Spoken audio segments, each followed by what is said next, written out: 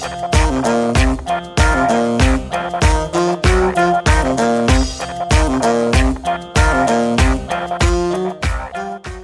Sir. Hi. ఎలా ఉన్నారు? Super. Almost ఒక 70 నుంచి 75 రోజుల పాటు అవును. కంప్లీట్ ఇటు ఫిలిం ఇండస్ట్రీ కావచ్చు, అండ్ బయట అంటే ఇంటి నుంచి బయట అడుగు పెట్టకుండా ఉండగలుగుతామని కానీ అసలు ఉండాల్సిన పరిస్థితి వస్తుంది కానీ ఊహించారా సార్ మీరు? ఊహించలేదు. అంటే ఇలాంటిది ఒకటి ఉంటుందని మనం ఏదో బిగ్ బాస్ అలాంటి షోలు చూసాము, కానీ ఊహించలేదు. But good to rediscover. అంటే ఎకనామిక్స్ పక్కన పెడితే సార్ నాకైతే పర్సనల్గా యూజ్ అయింది ఈ టైం పీరియడ్. అసలు ఈ లాక్డౌన్ పీరియడ్లో మీకు జరిగిన మంచి ఏంటి సార్? ముందు నాకు మంచి ఏంటి అని అంటే ఫస్ట్ థింగ్ ఏంటంటే ఫ్యామిలీతో స్పెండ్ చేయడం. అంటే ఇంకా లైఫ్లో ఇంత స్పెండ్ చేస్తామని నేను అనుకోను. అంటే 70 days into 24 hours just spend with family. We understood. అంటే పిల్లలు మమ్మల్ని అర్థం చేసుకోవడం కానీ ఎవ్రీథింగ్ చాలా ఉపయోగపడిందని నేను అనుకుంటాను.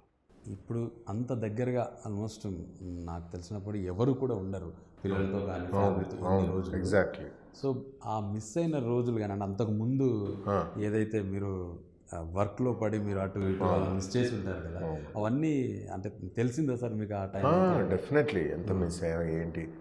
ఎండ్ ఆఫ్ ద డే మనం బాగా బిజీ లైఫ్లో పడిపోయి ఏదో తక్కువని ఒక చిన్న అరే కాదురా ఇంత బిజీ లైఫ్ కాదు జీవితం, కొంచెం ఆగండి అని నేచర్ ప్రకృతి ఇచ్చినట్టుగా అనిపించింది. నేనైతే అలా పాజిటివ్గా తీసుకున్నాను. సరే, ఎకనామిక్స్ పార్ట్ అసైడ్, సో స్తంభించిపోయింది, అదంతా డిఫరెంట్ ఇష్యూ. బట్ ఫ్యామిలీలో మీరు అంటే ఈ లాక్డౌన్ పీరియడ్లో మీరు గమనించిన అంటే కొత్త విషయాలు మీకేం తెలిసాయి సార్ వాళ్ళ నుంచి? మా పిల్లలు బేసిక్గా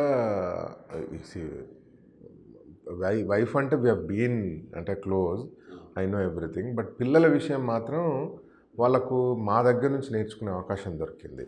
అంటే మమ్మల్ని అబ్జర్వ్ చేయడం అండ్ ఎలా ఉండాలి లైఫ్లో ఏంటి అదంతా ప్రాపర్గా దగ్గరుండి చూశారు వాళ్ళు. They seriously love the time. వాళ్ళు కూడా ఆ టైం బాగా ఎంజాయ్ చేశారు. ఇప్పుడు వాళ్ళు నేను ఇప్పుడు ఆఫీస్కి వస్తుంటే వాళ్ళు తెగ ఫీల్ అయిపోతున్నారు, నానా వెళ్ళకండి అది ఇదని. అంత ఎంజాయ్ చేశారు లైఫ్. కానీ ఎంత మిస్ అయినా కానీ అది ఒక 1 week 10 days ఉంటే బాగుంటుంది. కానీ ఆల్మోస్ట్ 75 రోజులు వాళ్ళతో కలిసి ఉండి ఒక్కొక్క దశలో కొంచెం విసుగు కూడా వస్తుంటుంది. లేదు, నాకైతే అలాంటిది ఏం అస్సలు. నేనైతే అంటే పర్సనల్గా నేను ఎంజాయ్ చేసింది ఏంటంటే నేను ఊరికిన ఐడియల్గా లేను. మన మధుర ఆడియోలో ఇండిపెండెంట్ సాంగ్స్ ప్రొడ్యూస్ చేసుకుంటూ ఉన్న లాక్డౌన్ టైంలో అందరు వర్క్ ఫ్రమ్ హోమ్ చేశారు. మ్యూజిక్ డైరెక్టరు, లిరిసిస్టులు, సింగర్స్ అంతా కోఆర్డినేట్ చేసి Madhura audio is the highest music producer in South India during the lockdown. 25 songs release చేసాం మేము లాక్డౌన్ పీరియడ్లో. సో అది షూట్ చేయలేదు, యూట్యూబ్ కోసం షూట్ చేయలేదు. బట్ మొత్తం మ్యూజిక్ యాప్స్ సావన్, గానా, వింక్, ఐట్యూన్స్, స్పాటిఫై వీళ్ళల్లో అన్నిట్లలో లాక్డౌన్ పీరియడ్లో అసలు సౌత్ ఇండియాలో ఒక లేబుల్ కంటెంట్ ఇచ్చింది అంటే it's only Madhura audio. So నాకు I was fully occupied. In principle కూడా ఇన్ జనరల్ నేను కొంచెం లేజీ. సో ఆ లేజీ కాబట్టి నాకు పెద్దగా అంటే అయ్యో ప్రపంచం పరిగెడుతుంది, మనం స్లో అయిపోతున్నాం, టైం వేస్ట్ అయిపోతుంది, ఇలాంటి ఫీలింగ్స్ ఉండవు నాకు. నేను ఏదన్నా ఫ్రూట్స్కి వచ్చిన పాత న్యూస్ పేపర్ అక్కడ పడుంటే కూడా అది చదివి ఎంజాయ్ చేసే టైప్ నేను. కాబట్టి అసలు నాకు అసలు టైం బోరింగ్. ఐ థింక్ నేను వెరీ రేర్గా బోర్ అనే వర్డ్ యూజ్ చేస్తా లైఫ్లో. బాగా బోర్ కొడుతుందని అందరు అంటారు కదా, ఏం తోచట్లేదు, బోర్ కొడుతుంది అంటే వెరీ రేర్ ఆ వర్డ్. రేర్లో ఒకటి ఏదైనా చెప్పగలుగుతారు? బోరింగ్ మూమెంటా ఏంటనంటే ఒక చిన్న రొటీన్ అనిపించింది నాకు. ఏంటంటే ఇంట్లో మెయిడ్ కూడా రాలేదు కదా. సో ఇనీషియల్గా ఒక 20-25 days బాగా ఉత్సాహంతో అందరం పనిచేసాం. మా వైఫ్కు బరువు కాకుండా నేను, మా పిల్లలు అందరం హెల్ప్ చేసాము. ఒక 20-25 days తర్వాత కొంచెం రొటీన్ అనిపించింది. అంటే బాగా ఒక చిన్న ఇది అది తప్ప ఇంకా డల్ మూమెంట్స్. డేస్కే రొటీన్ అనిపిస్తే మరి ఇంట్లో వైఫ్ వాళ్ళకి ఎలా ఉంటుంది సార్? వాళ్ళ అదే అంటే ఇట్స్ ఆల్ మైండ్ సెట్. ఇప్పుడు నా బుర్ర లేవగానే ఏ కథ, ఏ సినిమా, కంటెంట్ ఎలా ప్రొడ్యూస్ చేయాలి, మనం మ్యూజిక్ ఏంటి అని నా బుర్ర లేవగానే ఆలోచించే ఇది. So my mind is set for my content production, okay. My content business. Sir. కాబట్టి చిన్న ఆ రొటీన్లోకి వెళ్ళేసరికి కొంచెం బాగా అని అనిపించేది. బట్ వాళ్ళు మైండ్ సెట్ చేసుకుంటారు అంతే. వాళ్ళకి అదే పని కానీ వాళ్ళు మైండ్ సెట్ చేసుకుంటారు. ఎవరి నాకు ఒక్కొక్కసారి అనిపిస్తుంది, ఇప్పుడు ఫర్ ఎగ్జాంపుల్ ఏదన్నా ఆఫీస్లోకి వెళ్ళినప్పుడు లిఫ్ట్ బాయ్స్ ఉంటారు. జస్ట్ ఏం చేస్తారు, ఆ లిఫ్ట్లో ఒక మూలకు కూర్చొని నొక్కుతూ ఉంటారు. నాకు అనిపిస్తుంది, ఏంట్రా బాబు వీడు చేసే పని ఏంటి, వీడి లైఫ్లో ఎలా చేయగలడు అని అనిపిస్తుంది. కానీ వాడు మైండ్ సెట్ చేసుకుంటాడు, అది చేసే పని దాంట్లోనే వాడు ఆనందం వెతుక్కుంటాడు, దాంట్లోనే ఫిక్స్ అయిపోతాడు, అలా కూర్చోడు. మా అపార్ట్మెంట్ సెక్యూరిటీని చూస్తే కూడా వాడు కూర్చుంటా ఉంటాడు 8 hours పాటు. ఏంట్రా బాబు 8 hours ఎలా కూర్చుంటాడు, జీవితంలో ఎదగాలనిపించదా వీడికి అని అనిపిస్తుంది. But he's okay with that. So we should not really think about it అనమాట. నాకు చాలా గమ్మత్తు అనిపిస్తూ ఉంటుంది. అంతేందుకు నా డ్రైవర్ని చూస్తే ఇప్పటికి 10 సంవత్సరాల నుంచి వర్క్ చేస్తాను. నేను ఎప్పుడు చెప్తా ఉంటా, అరే బాబు లైఫ్లో ఎదుగురా బాబు, ఎన్ని రోజులు నేను చేస్తావు, నీకు కావాలంటే ఒక పెద్ద కంపెనీ పెట్టుకో, నువ్వు ఏదన్నా ఇంకో 2-3 కార్లు కొనుక్కొని ఒక ట్రావెల్ ఏజెన్సీ పెట్టుకో, ఇదంతా పెట్టుకో అంటే ఇప్పుడు 3 years నుంచి చెప్తున్నా. But he's happy. దాని చుట్టే వాడు ప్రపంచాన్ని అల్లుకుంటాడు అనమాట. అది.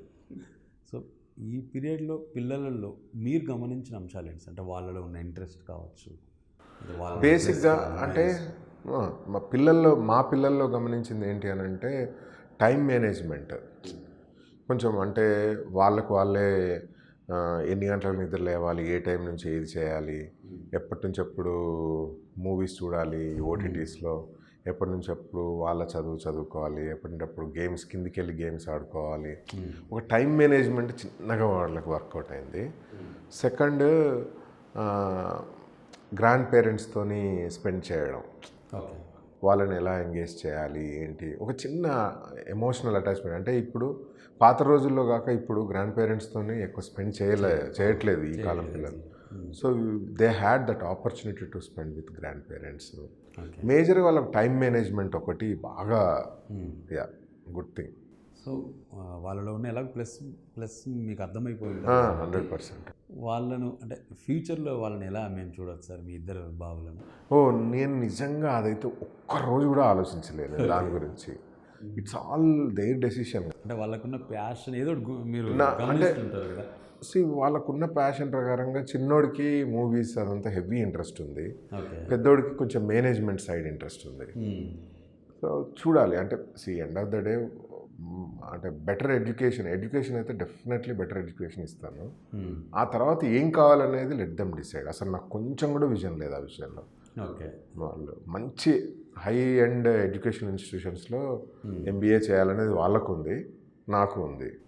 సో అక్కడి వరకు అయితే నాకు క్లారిటీ ఉంది. ఆ తర్వాత అయితే అస్సలు, ఎందుకంటే నాదే ఎగ్జాంపుల్, నేను నా జీవితంలో జరిగిన టర్న్స్ అది చూస్తేనే నా మనసుకు నచ్చిన పని చేసుకుంటూ వెళ్ళాను. సో ఏది చేసినా ఫోకస్డ్ ఎఫర్ట్ పెడితే సరిపోద్ది అనేది నేను నమ్ముతాను. సో వాళ్ళు ఏ పని చేసినా నాకు okay, but they have to focus on their work. చేస్తేనే రిజల్ట్స్ ఉంటాయి, అంతే. That's what I feel. So almost ఇప్పుడు అంటే వాళ్ళ గురించి వచ్చిన టాపిక్ కాబట్టి ఆల్మోస్ట్ మీరు కూడా అంటే మీరు ఏదైతే సాఫ్ట్వేర్ ఇండస్ట్రీ వదిలి వచ్చిందో ఆల్మోస్ట్ 10 years 1 month అయితే 12 years. సరే 12 years కదా నేను వదిలేసి, కానీ స్నేహగీతం రిలీజ్ అయ్యి 10 years. బట్ నేను జాబ్ వదిలేసి 12 సంవత్సరాలు. 12 సంవత్సరాలు సార్. అంటే వదిలేసినప్పుడు ఎంతో కొంత ఇంటి దగ్గర నుంచి ఉంటుంది కొంత, ఎందుకంటే ఒక మంచి జాబ్ మంచి వదిలేసుకొని వెళ్తున్నావు, అసలు ఏమవుతారో తెలియని పరిస్థితి. ఇప్పుడు ఆల్మోస్ట్ 12 years ఒకసారి వెనక్కి తిరిగి చేసుకుంటే వాళ్ళల్లో కానీ మీకు కానీ ఏంటి సార్ అసలు ఇలా అనిపించింది? అసలు బాగుంది, గోల్స్ చాలా బాగుంది. ఎస్ అంటే గోల్స్ రీచ్ అవ్వడం అనేది డిఫరెంట్ ఇష్యూ. అంటే నాకు ఫస్ట్ ఆఫ్ ఆల్ నేను ఇది సాధించాలి, ఇలా చేయాలి, అలా చేయాలని నాకు ఉండదు. నేను నిజంగా అంటే గోల్ ఇలా పెట్టుకోవాలి, మనం ఇలా ఫస్ట్ ఆఫ్ ఆల్ ఎట్లా అంటే నేను ఇలాంటి కారు కొనుక్కోవాలి, ఇలాంటి బంగ్లా కొనుక్కోవాలి, అవి అస్సలు ఉండవు. నేను చేస్తున్న పని ఎంజాయ్ చేయడం అనేది ఇంపార్టెంట్. మిగతా మనీ, కార్లు, బంగ్లాలు అనేది బై ప్రోడక్ట్స్. వస్తాయి ఆటోమేటిక్గా వస్తాయి. సో నేను చేసే పని మాత్రం సిన్సియర్గా చేస్తాను. That's what. దాంట్లో ఇంకా ఫెయిల్యూర్స్ ఉంటాయి, సక్సెస్లు ఉంటాయి, రకరకాలు. సో అన్నిటినీ దాని నుంచి నేర్చుకుంటూ ముందుకెళ్ళాలి. అలాగే మీరు ఇప్పుడు ఈ 12 సంవత్సరాల్లో ఆల్మోస్ట్ నిజాలు మాట్లాడుకుంటే మీరు తీసిన సినిమాల్లో కమర్షియల్గా ఎంతవరకు పే చేసింది అవన్నీ పక్కన పెడితే ఆల్మోస్ట్ మీరు కంటిన్యూగా ఇండస్ట్రీలో ఉన్నారనేది మాత్రం కనబడుతూ ఉంటుంది. కమర్షియల్గా అనేది పక్కన పెడితే పేరు మాత్రం సినిమాలు అన్నిటికీ కూడా మంచి పేరు వస్తుంది. ఏంటి సార్ అంటే ఒక్కొక్కరికి ఒక సినిమా తీసి అది రిలీజ్ చేసుకొని అది అమ్ముకోవడం కావచ్చు, లేదా రిలీజ్ చేయడానికి పడే ఇబ్బందులు ఎన్నో చూస్తున్నాం. కానీ మీ సినిమాల వరకు ఎలాంటి అది డిజిటల్ కావచ్చు, థియేట్రికల్ కావచ్చు, అది కొత్త వాళ్ళతో తీసినా లేదా స్టార్స్తో తీసినా ఏం ప్రాబ్లమ్స్ రావట్లేదు, రాకుండా మీరు చూసుకుంటే ఏంటి ఆ సీక్రెట్? ఏం లేదు, సీక్రెట్ అంటే ఏం లేదు. ఫస్ట్ ఏంటంటే మనము ఫోకస్డ్ ఎఫర్ట్ పెట్టాలి, కరెక్ట్గా పొజిషనింగ్ చేయాలి మన ప్రోడక్ట్ని. అప్పుడు స్నేహగీతంలో కొత్త వాళ్ళతో తీసినా కూడా ఇఫ్ యూ అబ్జర్వ్, స్నేహగీతం అందరం కొత్త వాళ్ళం. ఒక లగడపాటి శ్రీధర్ గారే ప్రొడ్యూసర్, అంతకుముందు experienced. Everyone is making mark in the industry. సచ్చే అంటే అందరికి ఎంత మెమరబుల్ అంటే ఐ డోంట్ నో మిగతా వాళ్ళకి ఏంటంటే I always feel proud about that movie. Director Venky Atluri, Sandeep Kishan అయితేనే, కిషోర్ తిరుమల అయితేనేమి, వెనల్ కిషోర్, మేమందరం అంటే అప్పుడు పెట్టిన ఎఫర్ట్కు అంటే every one is in good shape అనమాట. సో అది పక్కన పెడితే అంటే కమింగ్ టు యువర్ పాయింట్, అంటే ఏంటి సీక్రెట్ దాని వెనకాల అంటే సిన్సియర్గా ఎఫర్ట్ పెట్టడం అంతే. ఓకే. సో కొన్ని చిన్న చిన్న కష్టాలు అవి ఉన్నా కూడా ఫైనల్గా మన ప్రోడక్ట్ అనేది చూపించగలగాలి అనేది ఎండ్ అది this is what we have to do. ఒక ప్రోడక్ట్ ఇలా ఉన్నప్పుడు ఇలా పొజిషనింగ్ చేయాలి, ఇలా మార్కెటింగ్ చేయాలి అనేది చేయగలిగితే every one will get attracted. Yeah definitely ఆ విషయంలో చాలా పట్టుదలగా ఉంటా. నేను కొంచెం కష్టాలు పడ్డా పర్వాలేదు, కానీ నాతో అసోసియేట్ అయిన వాళ్ళు మాత్రం కొంచెం అంటే హ్యాపీగా ఉండాలని అనుకుంటా ఉంటా డెఫినెట్లీ. సో అలాగే మీ దగ్గరికి వచ్చే అంటే ఆడియో రైట్స్ కోసం కావచ్చు, లేదా ఒక సినిమా రిలీజ్ చేసి పెట్టడానికి ఏదైనా మీ దగ్గర వచ్చా, వాళ్ళందరూ కూడా ఆల్మోస్ట్ మీతో అసోసియేట్ అవుతుంటారు. ఏం మ్యాజిక్ చేస్తారు వాళ్ళు? మ్యాజిక్ ఏం లేదు, నాకు తెలిసిన నాలెడ్జ్ అంతా వాళ్ళకి ఇస్తూ ఉంటా అంతే. ఓకే. ఇదేమో రాకెట్ సైన్స్ ఏం కాదు, చిన్న ఎక్స్పీరియన్స్. దాన్ని ఏ విధంగా చాలామందికి ఏంటంటే సినిమా తీయడం తెలుస్తుంది కానీ ఎలా పొజిషనింగ్ చేయాలనేది కొంచెం ఆ నాలెడ్జ్ ఇస్తాను అంతే, అంత తప్ప ఇంకోటి లేదు. జస్ట్ బట్ వాళ్ళతో నేను అంటే కేర్ఫుల్గా, అంటే ప్రతి జీవితంలో నేను అబ్జర్వ్ చేసింది ఏంటంటే ఏదైనా మనం ఎవరికైనా ఇవ్వాలంటే నాకేంటి అనే క్వశ్చన్ మార్క్ వేసుకుంటారు. నేనైతే 200% ఇమ్మీడియట్గా నాకేంటి అనే క్వశ్చన్ మార్క్స్ ఉండవు. నేను ఫస్ట్ ఎవరైనా నన్ను అప్రోచ్ అవుతే నేను వాళ్ళకి చెప్పేసేయాలి, ఇదంతా నాకు తెలిసిందంతా చెప్పేసేయాలి. రెస్ట్ వాళ్ళు if they want to associate with me I'm okay. Associate అవ్వకపోయినా నేను అస్సలు ఫీల్ అవ్వను, ఏమీ లేదు. చాలామంది నా దగ్గర అంతా నాతోని కూర్చొని అంత చేసి కొన్ని రోజులు ట్రావెల్ అయ్యి వెళ్ళిపోయిన వాళ్ళు కూడా ఉన్నారు. ఒక్క రోజు కూడా నేను హర్ట్ అవ్వలేదు, అస్సలు ఫీల్ అవ్వను. ఓకే. అది ఎంత మూమెంట్ అంటే ఒక స్ప్లిట్ ఆఫ్ ఎ సెకండ్ అనమాట. ఇలా ఉంటుంది, చివుక్కుమంటుంది, టక్మని తీసేస్తాం మైండ్లో నుంచి. మీ ఫైనాన్షియల్ స్ట్రెంగ్త్ ఏంటి సార్ అసలు? ఇంత అంటే కమర్షియల్గా కొంచెం అటు ఇటు అయినా కానీ నిలబడతారు, అసలు మీ స్ట్రెంగ్త్ ఏంటి? ఫైనాన్షియల్ స్ట్రెంగ్త్ బేసిక్గా ఏంటంటే power of idea. Any project end of the day A cinema ముందు రావాలన్నా idea important. So we have to get an idea, దాన్ని ఒక ప్రాజెక్ట్ లాగా ఉంటే there are so many people who wants to associate with us. Okay. That's all. So every project I associate with someone. So it's only power of idea అంతే. మన idea బాగుంటే జనాలు వస్తారు. ఇప్పుడు take the case of any business man, not only cinema. ఇప్పుడు ఈ ప్రపంచంలో ఉన్న ప్రతి బిజినెస్, ఇంక్లూడింగ్ ముఖేష్ అంబానీ దగ్గర నుంచి ఇంత కుబేరులు అంటాం కదా, వాళ్ళు కూడా ఒక ఐడియా రాగానే they get loans from banks, కోట్ల వేల కోట్ల లోన్స్ బ్యాంక్ నుంచి తీసుకుంటారు. ఐడియా, బిజినెస్ ఐడియా ఒక పవర్ అది. ఓకే. సో ఇక్కడ కూడా అంతే, we have to have an idea. ఆ ఐడియాని ముందు పెట్టగలగాలి మన ఇన్వెస్టర్ల ముందు, వాళ్ళు అసోసియేట్ అవుతారు. వాళ్ళకి నచ్చకపోతే రారు, అంతే. That's all. ఇప్పుడు లాస్ట్ 1 year నుంచి నాకు నిజంగా కొత్త ఐడియాలు రాలేదు, కొత్త ప్రాజెక్ట్ నాకు నిజంగా ఐడియాలు రాలేదు. నేను చాలా కూల్గా ఉన్నాను. అంటే నేను ముందు తొందరపడట్లేదు, నేను ఏదో కంపల్సరీ ఒక ప్రాజెక్ట్ చేయాలి అలా లేదు. I didn't get good ideas అంతే. సో కామ్గా ఉన్నాను. I'm just focusing on music అంతే. మ్యూజిక్ విషయానికి వస్తే ఇటు మ్యూజిక్ కంపెనీ ఉంది కాబట్టి ఎలాగ కోర్స్ మీ టేస్ట్ బాగుంటుందని మీ సినిమాలు కూడా నిరూపించాయి. సినిమా ఇటు ఫ్లాప్తో సంబంధం లేకుండా మ్యూజిక్ అయితే బాగుంటుంది, డెఫినెట్లీ బాగుంటుంది. ఎస్. సో మీరు డైరెక్షన్ ఇచ్చిన సినిమాల పక్కన పెడితే వాళ్ళ అదర్ డైరెక్టర్లలో ఈ మ్యూజిక్ విషయంలో మీరు ఎంతవరకు ఇన్వాల్వ్ అవుతారు? నేను ఇన్వాల్వ్ కాకపోయినా కూడా టిల్ నౌ అందరూ నన్ను నమ్మారు మ్యూజిక్ విషయంలో. నన్ను ఐ థింక్ నీలకంఠ గారు మాత్రం he didn't believe me. Okay. అంటే నా అభిప్రాయం తీసుకునేవారు కానీ తనకు నచ్చిందే చేసుకునేవారు మ్యూజిక్. అందుకనే మాయా మ్యూజిక్ అంత పెద్ద, అంటే టు బి వెరీ ఆనెస్ట్, అంత పెద్ద హిట్ మ్యూజిక్ ఏం కాదు. ఓకే.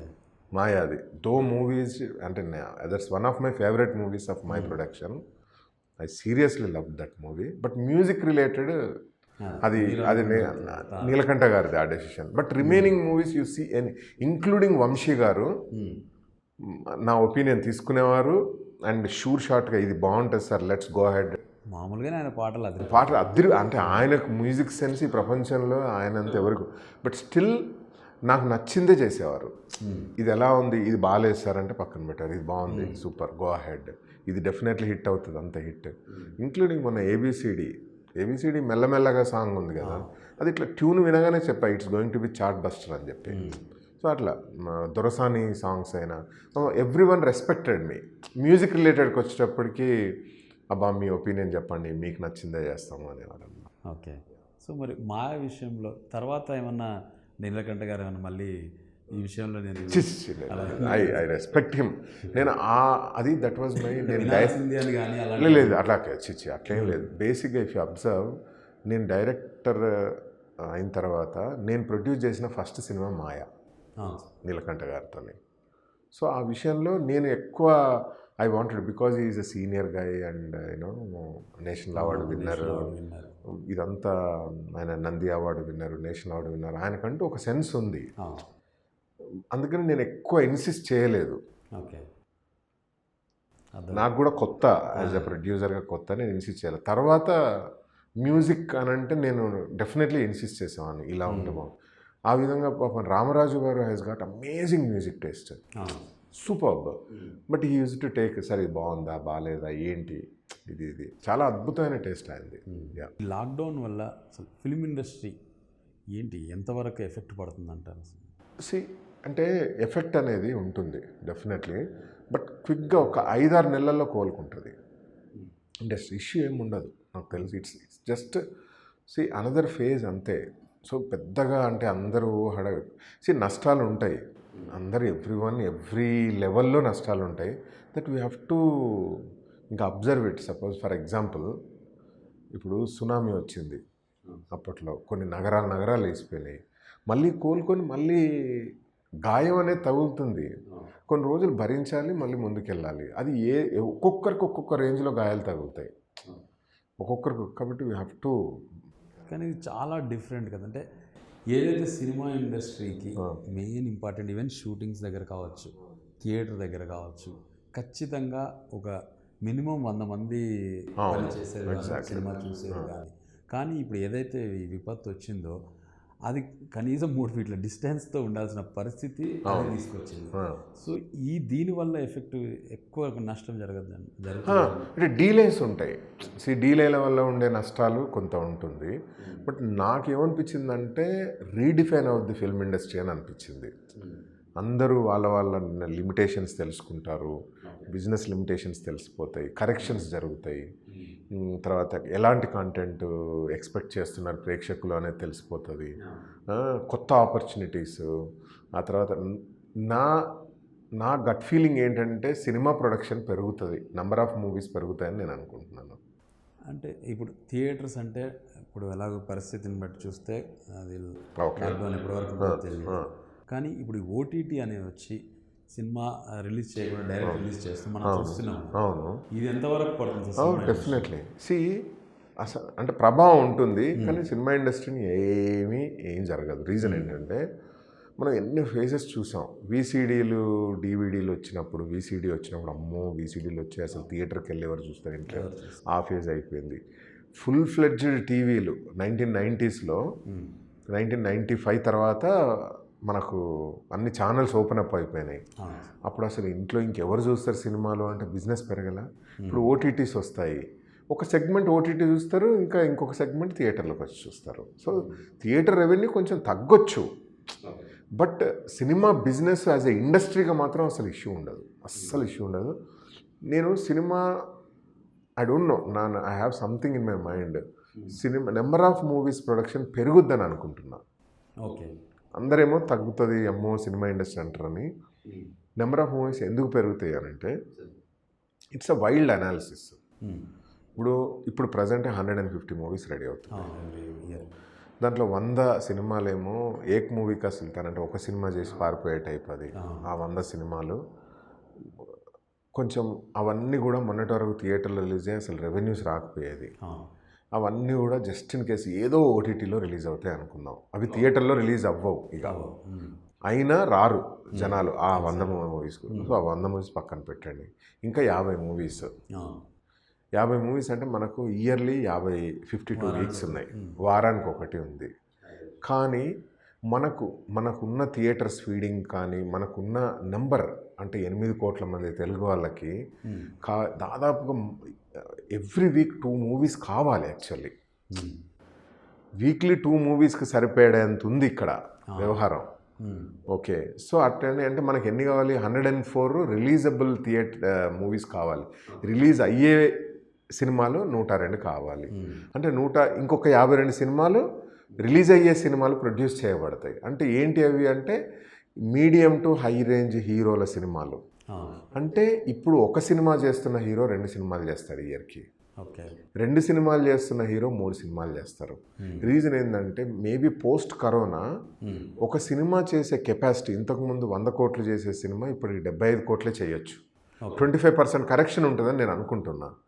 అంటే 75 కోట్లు చేసినప్పుడు ఆ పర్టికులర్ హీరోల ఆ టెక్నీషియన్ల సినిమా వాళ్ళ రెమ్యునరేషన్ కొంచెం తగ్గొచ్చు. టు మేకప్ దట్ ఒక సినిమాకి వచ్చేది ఇంకొక సినిమా పెరుగుతుంది కాబట్టి ఇబ్బంది ఉండదు. సో నేనేమంటా అంటే ఇంకొక 50 సినిమాలు రిలీజ్ అయ్యే సినిమాలు, ఈ స్టార్ హీరోలు మీడియం అండ్ టాప్ రేంజ్ హీరోల సినిమాలు ఇంకో 50 సినిమాలు ఎక్స్ట్రా వస్తాయని నాకు నమ్మకం ఉంది. ఏమంటే వాట్ ఈస్ రావచ్చు, కరెక్టే అనిపిస్తుంది అనాలిసిస్. ఛాన్సెస్ ఉంది, ఎందుకంటే వాళ్ళకు కూడా అర్థమవుతుంది. ఇప్పుడు ఓటీటీతో పాటు థియేటర్కు జనాలు రావాలంటే చిన్న సినిమాలకు మామూలుగానే వచ్చే పరిస్థితి లేదు. ప్లస్ ఇప్పుడున్న పరిస్థితుల్లో నాకు తెలిసి అసలు వస్తారో లేదని చాలా డౌట్. 10% వస్తే ఖాళీగా ఉన్న వాళ్ళు తప్ప. సో ఇక స్టార్ హీరోస్కే మ్యాక్సిమం థియేటర్స్కి వచ్చే అవకాశాలు ఎక్కువగా ఉన్నాయి. సో మీరు అన్నట్టు ఖచ్చితంగా ఆ star hero cinema production number of ఇప్పుడు ఈ రెగ్యులర్ ప్రొడ్యూసర్స్ ఉన్నారు కదా, వీళ్ళు చేసే సినిమాల సంఖ్య పెరుగుద్దని నా ఫీలింగ్. ఎందుకు అనంటే ఈవెన్ కార్పొరేట్ కంపెనీస్ కూడా ఇన్వెస్ట్ చేయడం స్టార్ట్ చేస్తాయి. వాళ్ళకు కంటెంట్ కావాలి. ఇప్పుడు అలవాటు పడి ఉన్నారు ఇంట్లో కూర్చొని చూడడానికి, కొంత పర్సంటేజ్ ఇట్ వస్తుంది. సో నాకు అనిపించింది ఒక 25% కరెక్షన్ అయితే ఉంటుంది, ఓవరాల్ కరెక్షన్ అని అనిపించింది.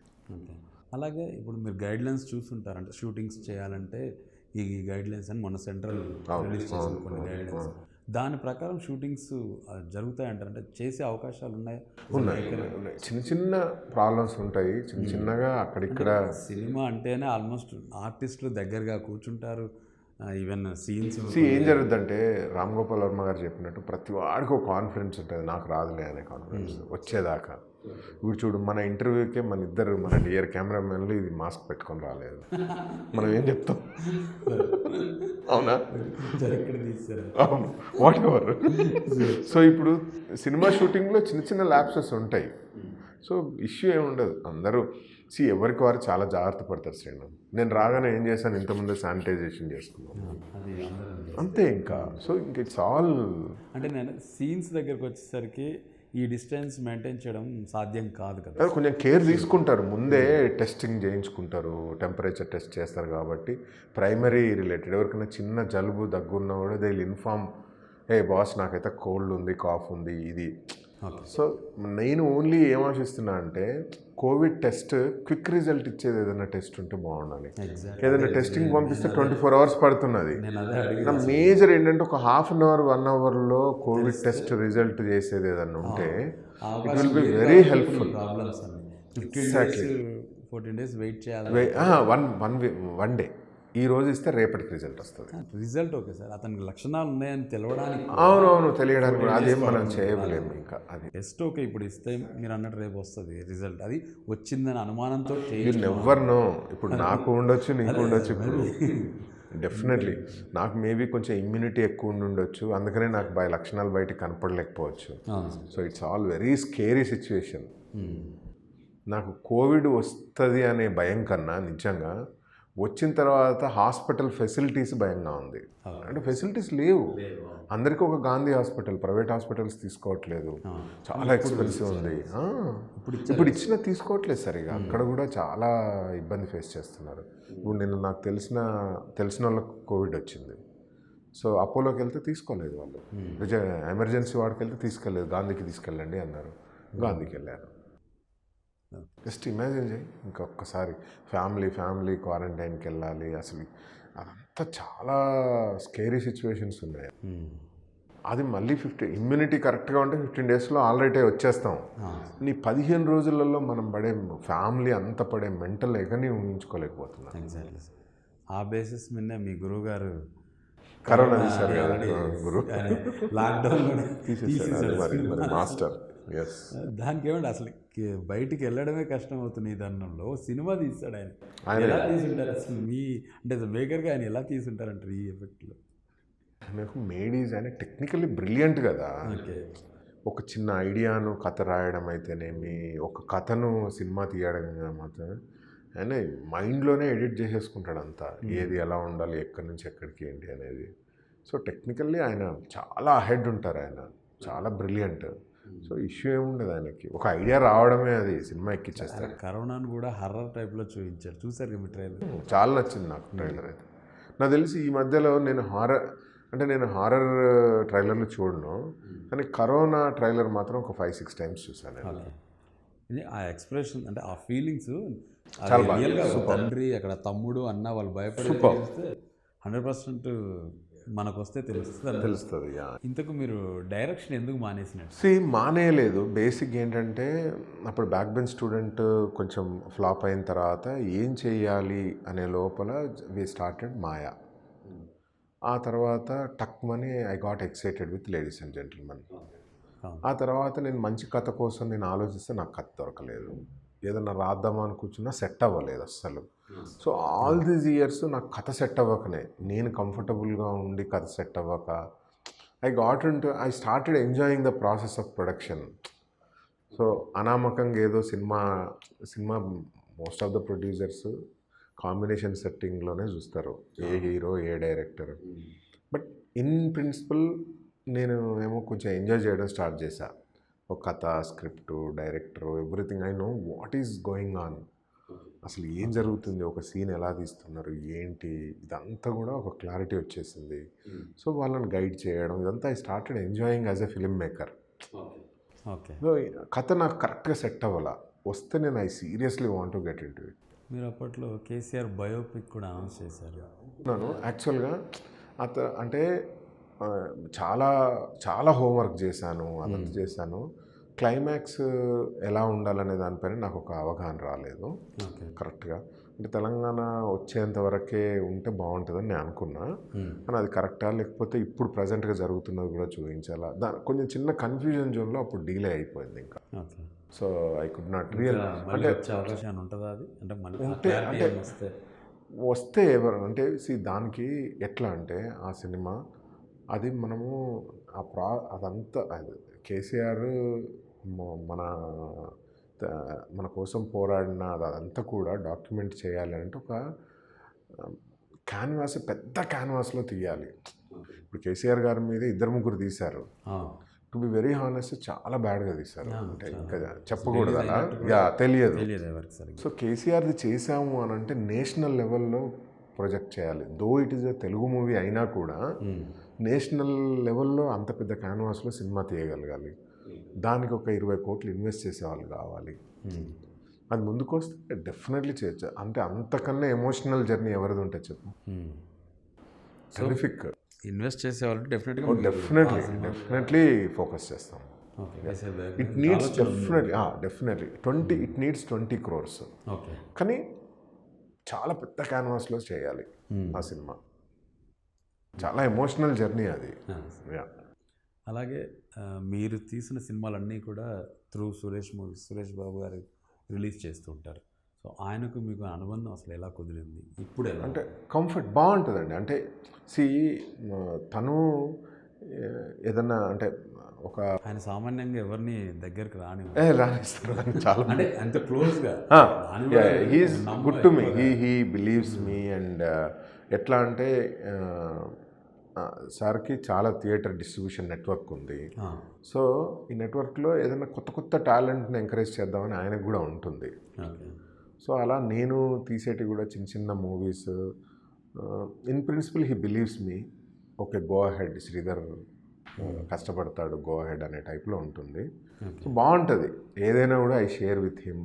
తనకేమన్నా అప్పుడప్పుడు నాతోని షేర్ చేసుకోవాలనిపిస్తే టక్మన్ ఫోన్ చేసి ఎలా ఉంటుంది ఏంటి అని అడుగుతారు. చాలా ఇంట్రెస్టింగ్గా ఉంటుంది. అలాగే పెళ్లి చూపులతో విజయ్కి ఒక కమర్షియల్ హిట్ ఇచ్చారు, అందులో డౌట్ లేదు. ఈరోజు ఈ స్టేజ్లో ఉండడానికి ఒక రకంగా పునాది వేసింది మీరు అని చెప్తారు. అంటే కమర్షియల్గా ఎదగడానికి డెఫినెట్గా అది ప్లస్ అయింది, అందులో డౌట్ లేదు. సో మరి విజయ్తో మీ సినిమా ఎప్పుడు ఉండే అవకాశం? అది తెలియదు నిజంగా శ్రీను. అంటే నాకైతే బాగా చేయాలని ఉంది, కానీ విజయ్ అంటే అందుకోలేనంత బిగ్గర్ స్టార్ అయ్యాడు. సో ఇట్ ఆల్ డిపెండ్స్ అని. తనకు రకరకాల ప్రెషర్స్ ఉంటాయి. చాలామంది అడ్వాన్స్లు ఇచ్చి ఉన్నారు. ఆ అసైన్మెంట్లు అన్నీ కంప్లీట్ చేసుకొని నేను అంటే నాకు సినిమా చేస్తాడని నేను అనుకుంటున్నాను షూర్గా. ఇట్ ఆల్ డిపెండ్స్ ఆన్ ఎప్పుడు కుదురుద్ది ఏంటి అనేది. It all depends on God అంతే. ఇట్ హ్యాస్ టు హ్యాపెన్ అంతే. అలాగే విజయ్ ఆల్రెడీ పెళ్లి చూపులు అంటే మామూలు స్టేజ్లో ఉన్నప్పుడే ఆయన చూశారు. అలాగే ఆనంద్ కొత్తగా ఇంట్రడ్యూస్ చేశారు తమ్ముని. సో వాళ్ళిద్దరి మధ్య మీకు డిఫరెన్స్ ఏమనిపించింది సార్? వాళ్ళిద్దరు దగ్గరగా చూసారు. ఓకే, నేను ఆనంద్ని ఎక్కువ చూసాను. అంటే విజయ్తో ఎక్కువ ఇది లేదు. Vijay just Pelli Choopulu we distributed అంతే. It's a business deal, we distributed and it all worked. But Anand నాకు Dorasani is one of my favourite movies. Anand is a amazing guy యాక్చువల్గా. చాలా అంటే ఎంత హార్డ్ వర్కర్. అసలు ఫస్ట్ సినిమాలో ఇప్పుడు ఎవరన్నా హీరోగా ఇంట్రడ్యూస్ అవుదామంటే, విజయ్ తమ్ముడు హీరోగా ఇంట్రడ్యూస్ అవుదామంటే నాకు ఇలా ఉండాలి, నాకు అలా ఉండాలి, నేను ఇలాంటి పాత్రలో నేను ఇంట్రడ్యూస్ అవుతాను, ఇలాంటి మాసరులు టాక్ టు ఎనీ హీరో నేను ఇట్లా డాన్స్ ఉండాలి, ఇది ఉండాలి అని అనుకుంటే నేను ఎంతోమందిని చూశాను. జస్ట్ వచ్చి లొంగిపోయాడు అంతే. దొరసాని అనే సినిమాకు ఎంత సిన్సియర్గా చేశాడు ఆ రాజు అనే పాత్రలో. To be very honest, superb. నేను ఎప్పుడు అంటే I feel proud of Dorasani as well as really proud to introduce Anand. ఆ విషయంలో ఐ సీరియస్లీ లవ్ హిమ్. అలాగే ఇండస్ట్రీకి సంబంధించినప్పుడు చిరంజీవి గారితో కూడా మీకు మీటింగ్ అయింది ఒకసారి. ఇండస్ట్రీకి సంబంధించిన మీరు ఇచ్చిన సలహాలు కానీ ఆయనతో మీటింగ్ ఎలా జరిగింది సార్? బాగుండింది. ఆ రోజు చిరంజీవి గారు, నాగార్జున గారు పిలిచారు. ఇది ఇప్పుడు కాదు, ఇట్స్ 5 months బ్యాక్. ఇది మొన్నటిది కాదు, మొన్న కోవిడ్ అదే మన ఈ కరోనా అప్పటిది కాకుండా జనవరిలో అయిందనమాట. కేసీఆర్ గారు అసలు తెలుగు ఇండస్ట్రీని నెక్స్ట్ లెవెల్లో ఎలా తీసుకెళ్ళొచ్చు అనే పాయింట్లో it was very good meeting. Chiranjeevi గారు వాజ్ అమేజింగ్. అంటే ఒక మంచి అవుట్లుక్తోని మన ఇండస్ట్రీని ముందుకు తీసుకెళ్దాము అనే ఒక చిన్న నాయకత్వం, ఆ ఇండస్ట్రీని ముందుకు తీసుకెళ్ళాలి అనే దానికి నాయకత్వం వహించడానికి చాలా సిద్ధంగా ఉండే అనమాట. మా మీటింగ్ కూడా నన్ను అడిగారు, సజెషన్స్ అడిగితే నేను చెప్పా. వన్ ఆఫ్ ది సజెషన్స్ ఏంటంటే Telugu industry can be hub of ఈ సౌత్ ఈస్ట్ ఏషియా పోస్ట్ ప్రొడక్షన్కి హబ్ అవ్వచ్చు హైదరాబాద్. ఓకే. అంటే ఇప్పుడు ఈ సౌత్ ఈస్ట్ ఏషియాలో ఈ గల్ఫ్ కంట్రీస్లో కంటెంట్ ప్రొడక్షన్కి వాళ్ళకి పోస్ట్ ప్రొడక్షన్ ఫెసిలిటీస్ సరిగా లేవు అక్కడ. ఆ పోస్ట్ ప్రొడక్షన్ అంతా హైదరాబాద్కు మూవ్ చేయొచ్చు. సో మన అంత బ్యాక్ ఆఫీస్ అంత సాఫ్ట్వేర్ కదా Srinu. Okay. So it's easy. Or మన బ్యాక్ ఆఫీసెస్ దుబాయ్లోను తర్వాత సింగపూర్లో పెట్టుకోవచ్చు. ఓకే.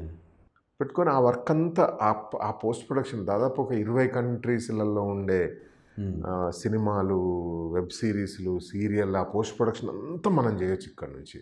ఓకే. ఇప్పుడు విఎఫ్ఎక్స్ చేస్తున్నాం కదా హాలీవుడ్ సినిమా, అలానే పోస్ట్ ప్రొడక్షన్ మొత్తం ఇక్కడ చేయొచ్చు. లేకపోతే దుబాయ్లో మన తెలుగు ఇండస్ట్రీ ఆఫీస్ దుబాయ్లో ఉండొచ్చు, దుబాయ్లో ఒక పోస్ట్ ప్రొడక్షన్ ఫెసిలిటీ పెట్టచ్చు అలా. సో ఇక్కడ కనుక మనకు రాచకొండలో ఫిలిం సిటీ వస్తే మన ఇండియాకు హబ్గా మనం బ్రాండ్ చేయొచ్చు. ఓకే. దీన్ని ఎందుకంటే ఇంత అద్భుతమైన వాతావరణం ఎక్కడా ఉండదు Hyderabad. So every one it can be branded as hub of Indian cinema. Actually చేయొచ్చు, ఇండియన్ సినిమాకు హబ్, షూటింగ్ హబ్గా చేయొచ్చు, పోస్ట్ ప్రొడక్షన్ హబ్ చేయొచ్చు.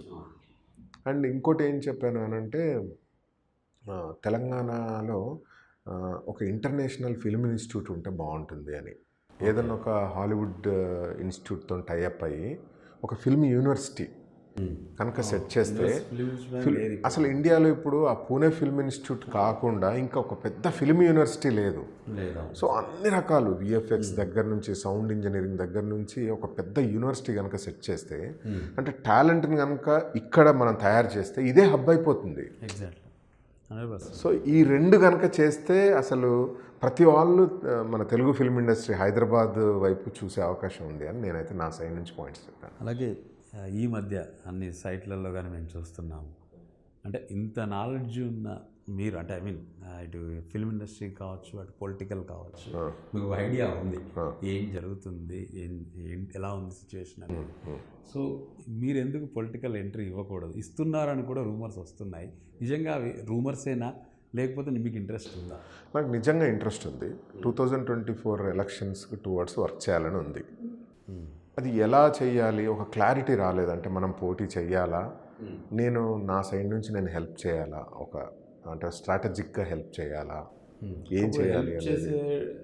అయితే మీరు డైరెక్ట్ ఎంట్రీ కాదు కాదు ఇంకా ఎందుకు ఎంట్రీ కాదు? ఇప్పుడు ఒక పార్టీకి స్ట్రాటజిక్ థింకింగ్లో, స్ట్రాటజిక్ థింక్ ట్యాంక్లో, ఒక టీంలో హెల్ప్ చేయడం, yeah definitely it can be. అలా చేయాలా లేకపోతే డైరెక్ట్ ఏది పోటీ చేయడానికి ఏదైనా నియోజకవర్గంలో వర్క్ చేయాలా అనే దాని మీద ఒక చిన్న క్లారిటీ తెచ్చుకోవాలి. నేనే వస్తుంది చేస్తే ఏ పార్టీ అనుకుంటున్నారు? ఒకవేళ సలహాలు మీరు అన్నట్టు definitely it is going to be BJP. Okay. Even స్ట్రాటజిక్గా డెఫినెట్లీ బీజేపీ. బీజేపీ ప్రస్తుతం మన తెలంగాణ రాష్ట్రం వరకు ఎలా ఉంది సార్? ఇప్పుడు బాగుంది, డెఫినెట్లీ బాగుంటుంది కూడా ఫ్యూచర్లో. ఎస్, ఇప్పుడు ఎంపీ సీట్లు కూడా ఎక్స్ట్రా, అంటే మొన్న జరిగినప్పుడు మొన్న ఎలక్షన్లో వచ్చాయి. ఎండ్ ఆఫ్ ద డే ప్రజాక్షేత్రంలో ఉన్నప్పుడు ఇప్పుడు బీజేపీ పార్టీ పరంగా తన ఉనికి కోసం పోరాడుతూ ఉంటుంది. ప్రజా సమస్యల మీద మనం పోరాడుతూ ఉంటాము. ఎనీ గవర్నమెంట్ ఎక్కడైనా కూడా చిన్న చిన్న లోటుపాట్లు ఉంటాయి. సో మనము ఒక కన్స్ట్రక్టివ్ థాట్ ప్రాసెస్తో ముందుకెళ్ళాలి. సో ఆ విషయంలో తెలంగాణలో డెఫినెట్లీ బాగుంటుంది బీజేపీ. ఓకే. డెఫినెట్లీ కాంగ్రెస్ కంటే మంచి పొజిషన్లో ఉంది బీజేపీ. And definitely.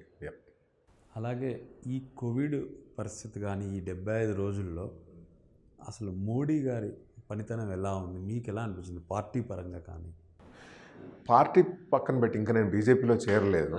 బట్ ఒక సామాన్య భారతీయ సగటు పౌరుడిగా చెప్తున్నాను, he did amazing job. Okay. Definitely super.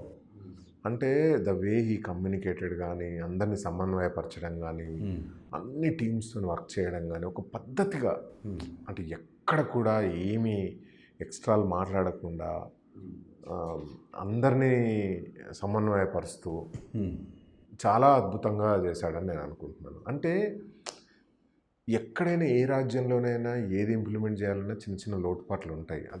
అంటే యు టేక్ ఎనీ కంట్రీ, ఎక్కడైనా 130 కోట్ల భారతీయ జనాభా ఉన్న దాంట్లో ప్రతి పౌరుని సాటిస్ఫై చేయలేము. ఏదో ఒక సెక్షన్ డిసాటిస్ఫాక్షన్లో ఉంటుంది. బట్ మేజర్ సెక్షన్ కవర్ అయిందా అసలు, అంటే మన కంట్రీకి ఉపయోగపడే విధంగా చేశాడా లేదా అనేది చూడాలి మనం. డెఫినెట్లీ. కాబట్టి ఆ విషయంలో మోడీ గారు did very good job. Modi గారు అనౌన్స్ చేసిన ప్యాకేజీపై మీ కామెంట్ ఏంటి సార్? 20 లక్షల కోట్లు చాలా బాగుంది. నా ఉద్దేశంలో అంటే కొంత దాని మీద సాధ్యమంత ఎక్కువ విమర్శలు ఉన్నాయి. ఉంటాయి. ఇప్పుడు యాజ్ ఏ అంటే ఎక్కువ శాతం విమర్శలు వచ్చాయి. ఆ ప్యాకేజీ ఓన్లీ పేపర్లో ఎలా ఉంటుందంటే, మనము ప్యాకేజ్ అనగానే మనం ఎలా చూస్తాం, ఫారిన్ కంట్రీస్లో డైరెక్ట్ బ్యాంకులలో అమౌంట్ వేశారు, అవునా? అది ఇక్కడ సాధ్యం కాదు. అమౌంట్ మనం అది ఎక్స్పెక్ట్ చేస్తే మనం అంత ఇది ఇంకోటి ఉండదు. సో అది సాధ్యం కాదు. ఎందుకంటే మన దగ్గర జన్ధన్ యోజన కింద బ్యాంక్ అకౌంట్లు ఓపెన్ చేసుకోండి రా బాబు అని డప్పు కొట్టి చెప్పినా కూడా మన వాళ్ళకి అర్థం కాలేదు, చేసుకోలేదు. సో 130 కోట్ల ఇప్పుడు వేరే కంట్రీస్ డెన్మార్క్లో, స్వీడన్లో వేశారంటే చిన్న చిన్న బుల్లి మన తెలంగాణ కంటే చిన్న కంట్రీస్ అవి జనాభాలో. ఎగ్జాక్ట్ నాకు తెలియదు, బట్ చాలా చిన్న చిన్న కంట్రీస్. అక్కడ పాజిటివ్ మన 130 కోట్ల జనాభాలో ఎవరికి బ్యాంకులలో వేస్తాము? సో లాంగ్ టర్మ్, ఇప్పుడు ఒక లాంగ్ టర్మ్ స్ట్రాటజీ అనుకొని నెక్స్ట్ 3-4 ఇయర్స్కు ఎలా హెల్ప్ అవ్వాలి మన కంట్రీస్కి అని చెప్పి ఒక హయ్యర్ లెవెల్లో ఇచ్చిన ప్యాకేజ్ అది. సో డెఫినెట్లీ యూస్ఫుల్గా ఉంటుంది. అన్ని రంగాలను ఆయన టచ్ చేశాడు. ప్లస్ ఇంకోటి, ఒక గవర్నమెంట్ కాదు కదా, 30 స్టేట్లలో ప్రతి వారిని సాటిస్ఫై చేయాలి. ఆయన మాత్రం ఎక్కడ వివక్ష చూపలేదు. ఒక స్టేట్కి ఎక్కువ ఇచ్చి ఇంకో స్టేట్కి తక్కువ ఇవ్వడాలు, ఇలా జనరలైజ్డ్గా ఇది పూర్ పీపుల్కి ఏమేం కావాలి, ఇమ్మీడియట్లీ ఫుడ్, వాడెవర్ నీడీ ఉన్న వాళ్ళకి ఏమేం కావాలి అదే అడ్రస్ చేశారు. విద్యకు ఏం కావాలి అదే అడ్రస్ చేశారు. వైద్యానికి ఏం కావాలి అది అడ్రస్ చేశారు. ఇన్ఫ్రాస్ట్రక్చర్కి ఏం కావాలి అది అడ్రస్ చేశారు. పరిశ్రమలకి ఏం కావాలి అది అడ్రస్ చేశారు. దట్ వే ఐ ఫీల్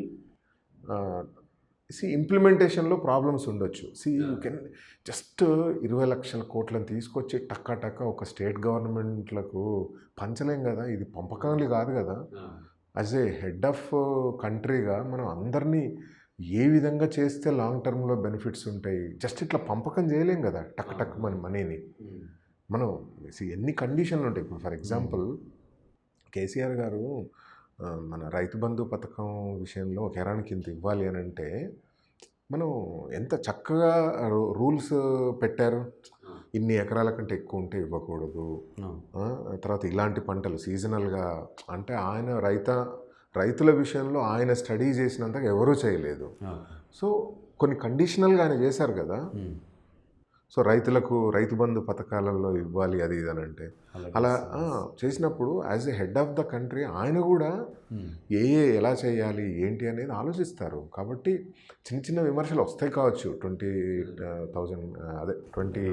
20 లక్షల కోట్ల విషయంలో అందరూ ఏం ఎక్స్పెక్ట్ చేశారంటే తమ బ్యాంకులలో డబ్బులు పడతాయని. ఎందుకు పడతాయి చెప్పండి? You have to work hard again. Have to, అంటే అంత ఈజీ కాదు దాన్ని 130 కోట్ల జనాభాకు నేను సాటిస్ఫై చేయాలి అని అంటే. అలాగే తెలంగాణలో కేసీఆర్ పాలన ఎలా ఉంది సార్? బాగుంది. అంటే పార్టీ పరంగా అలా మాట్లాడను కానీ స్ట్రాటజిక్గా బాగుంది డెఫినెట్లీ.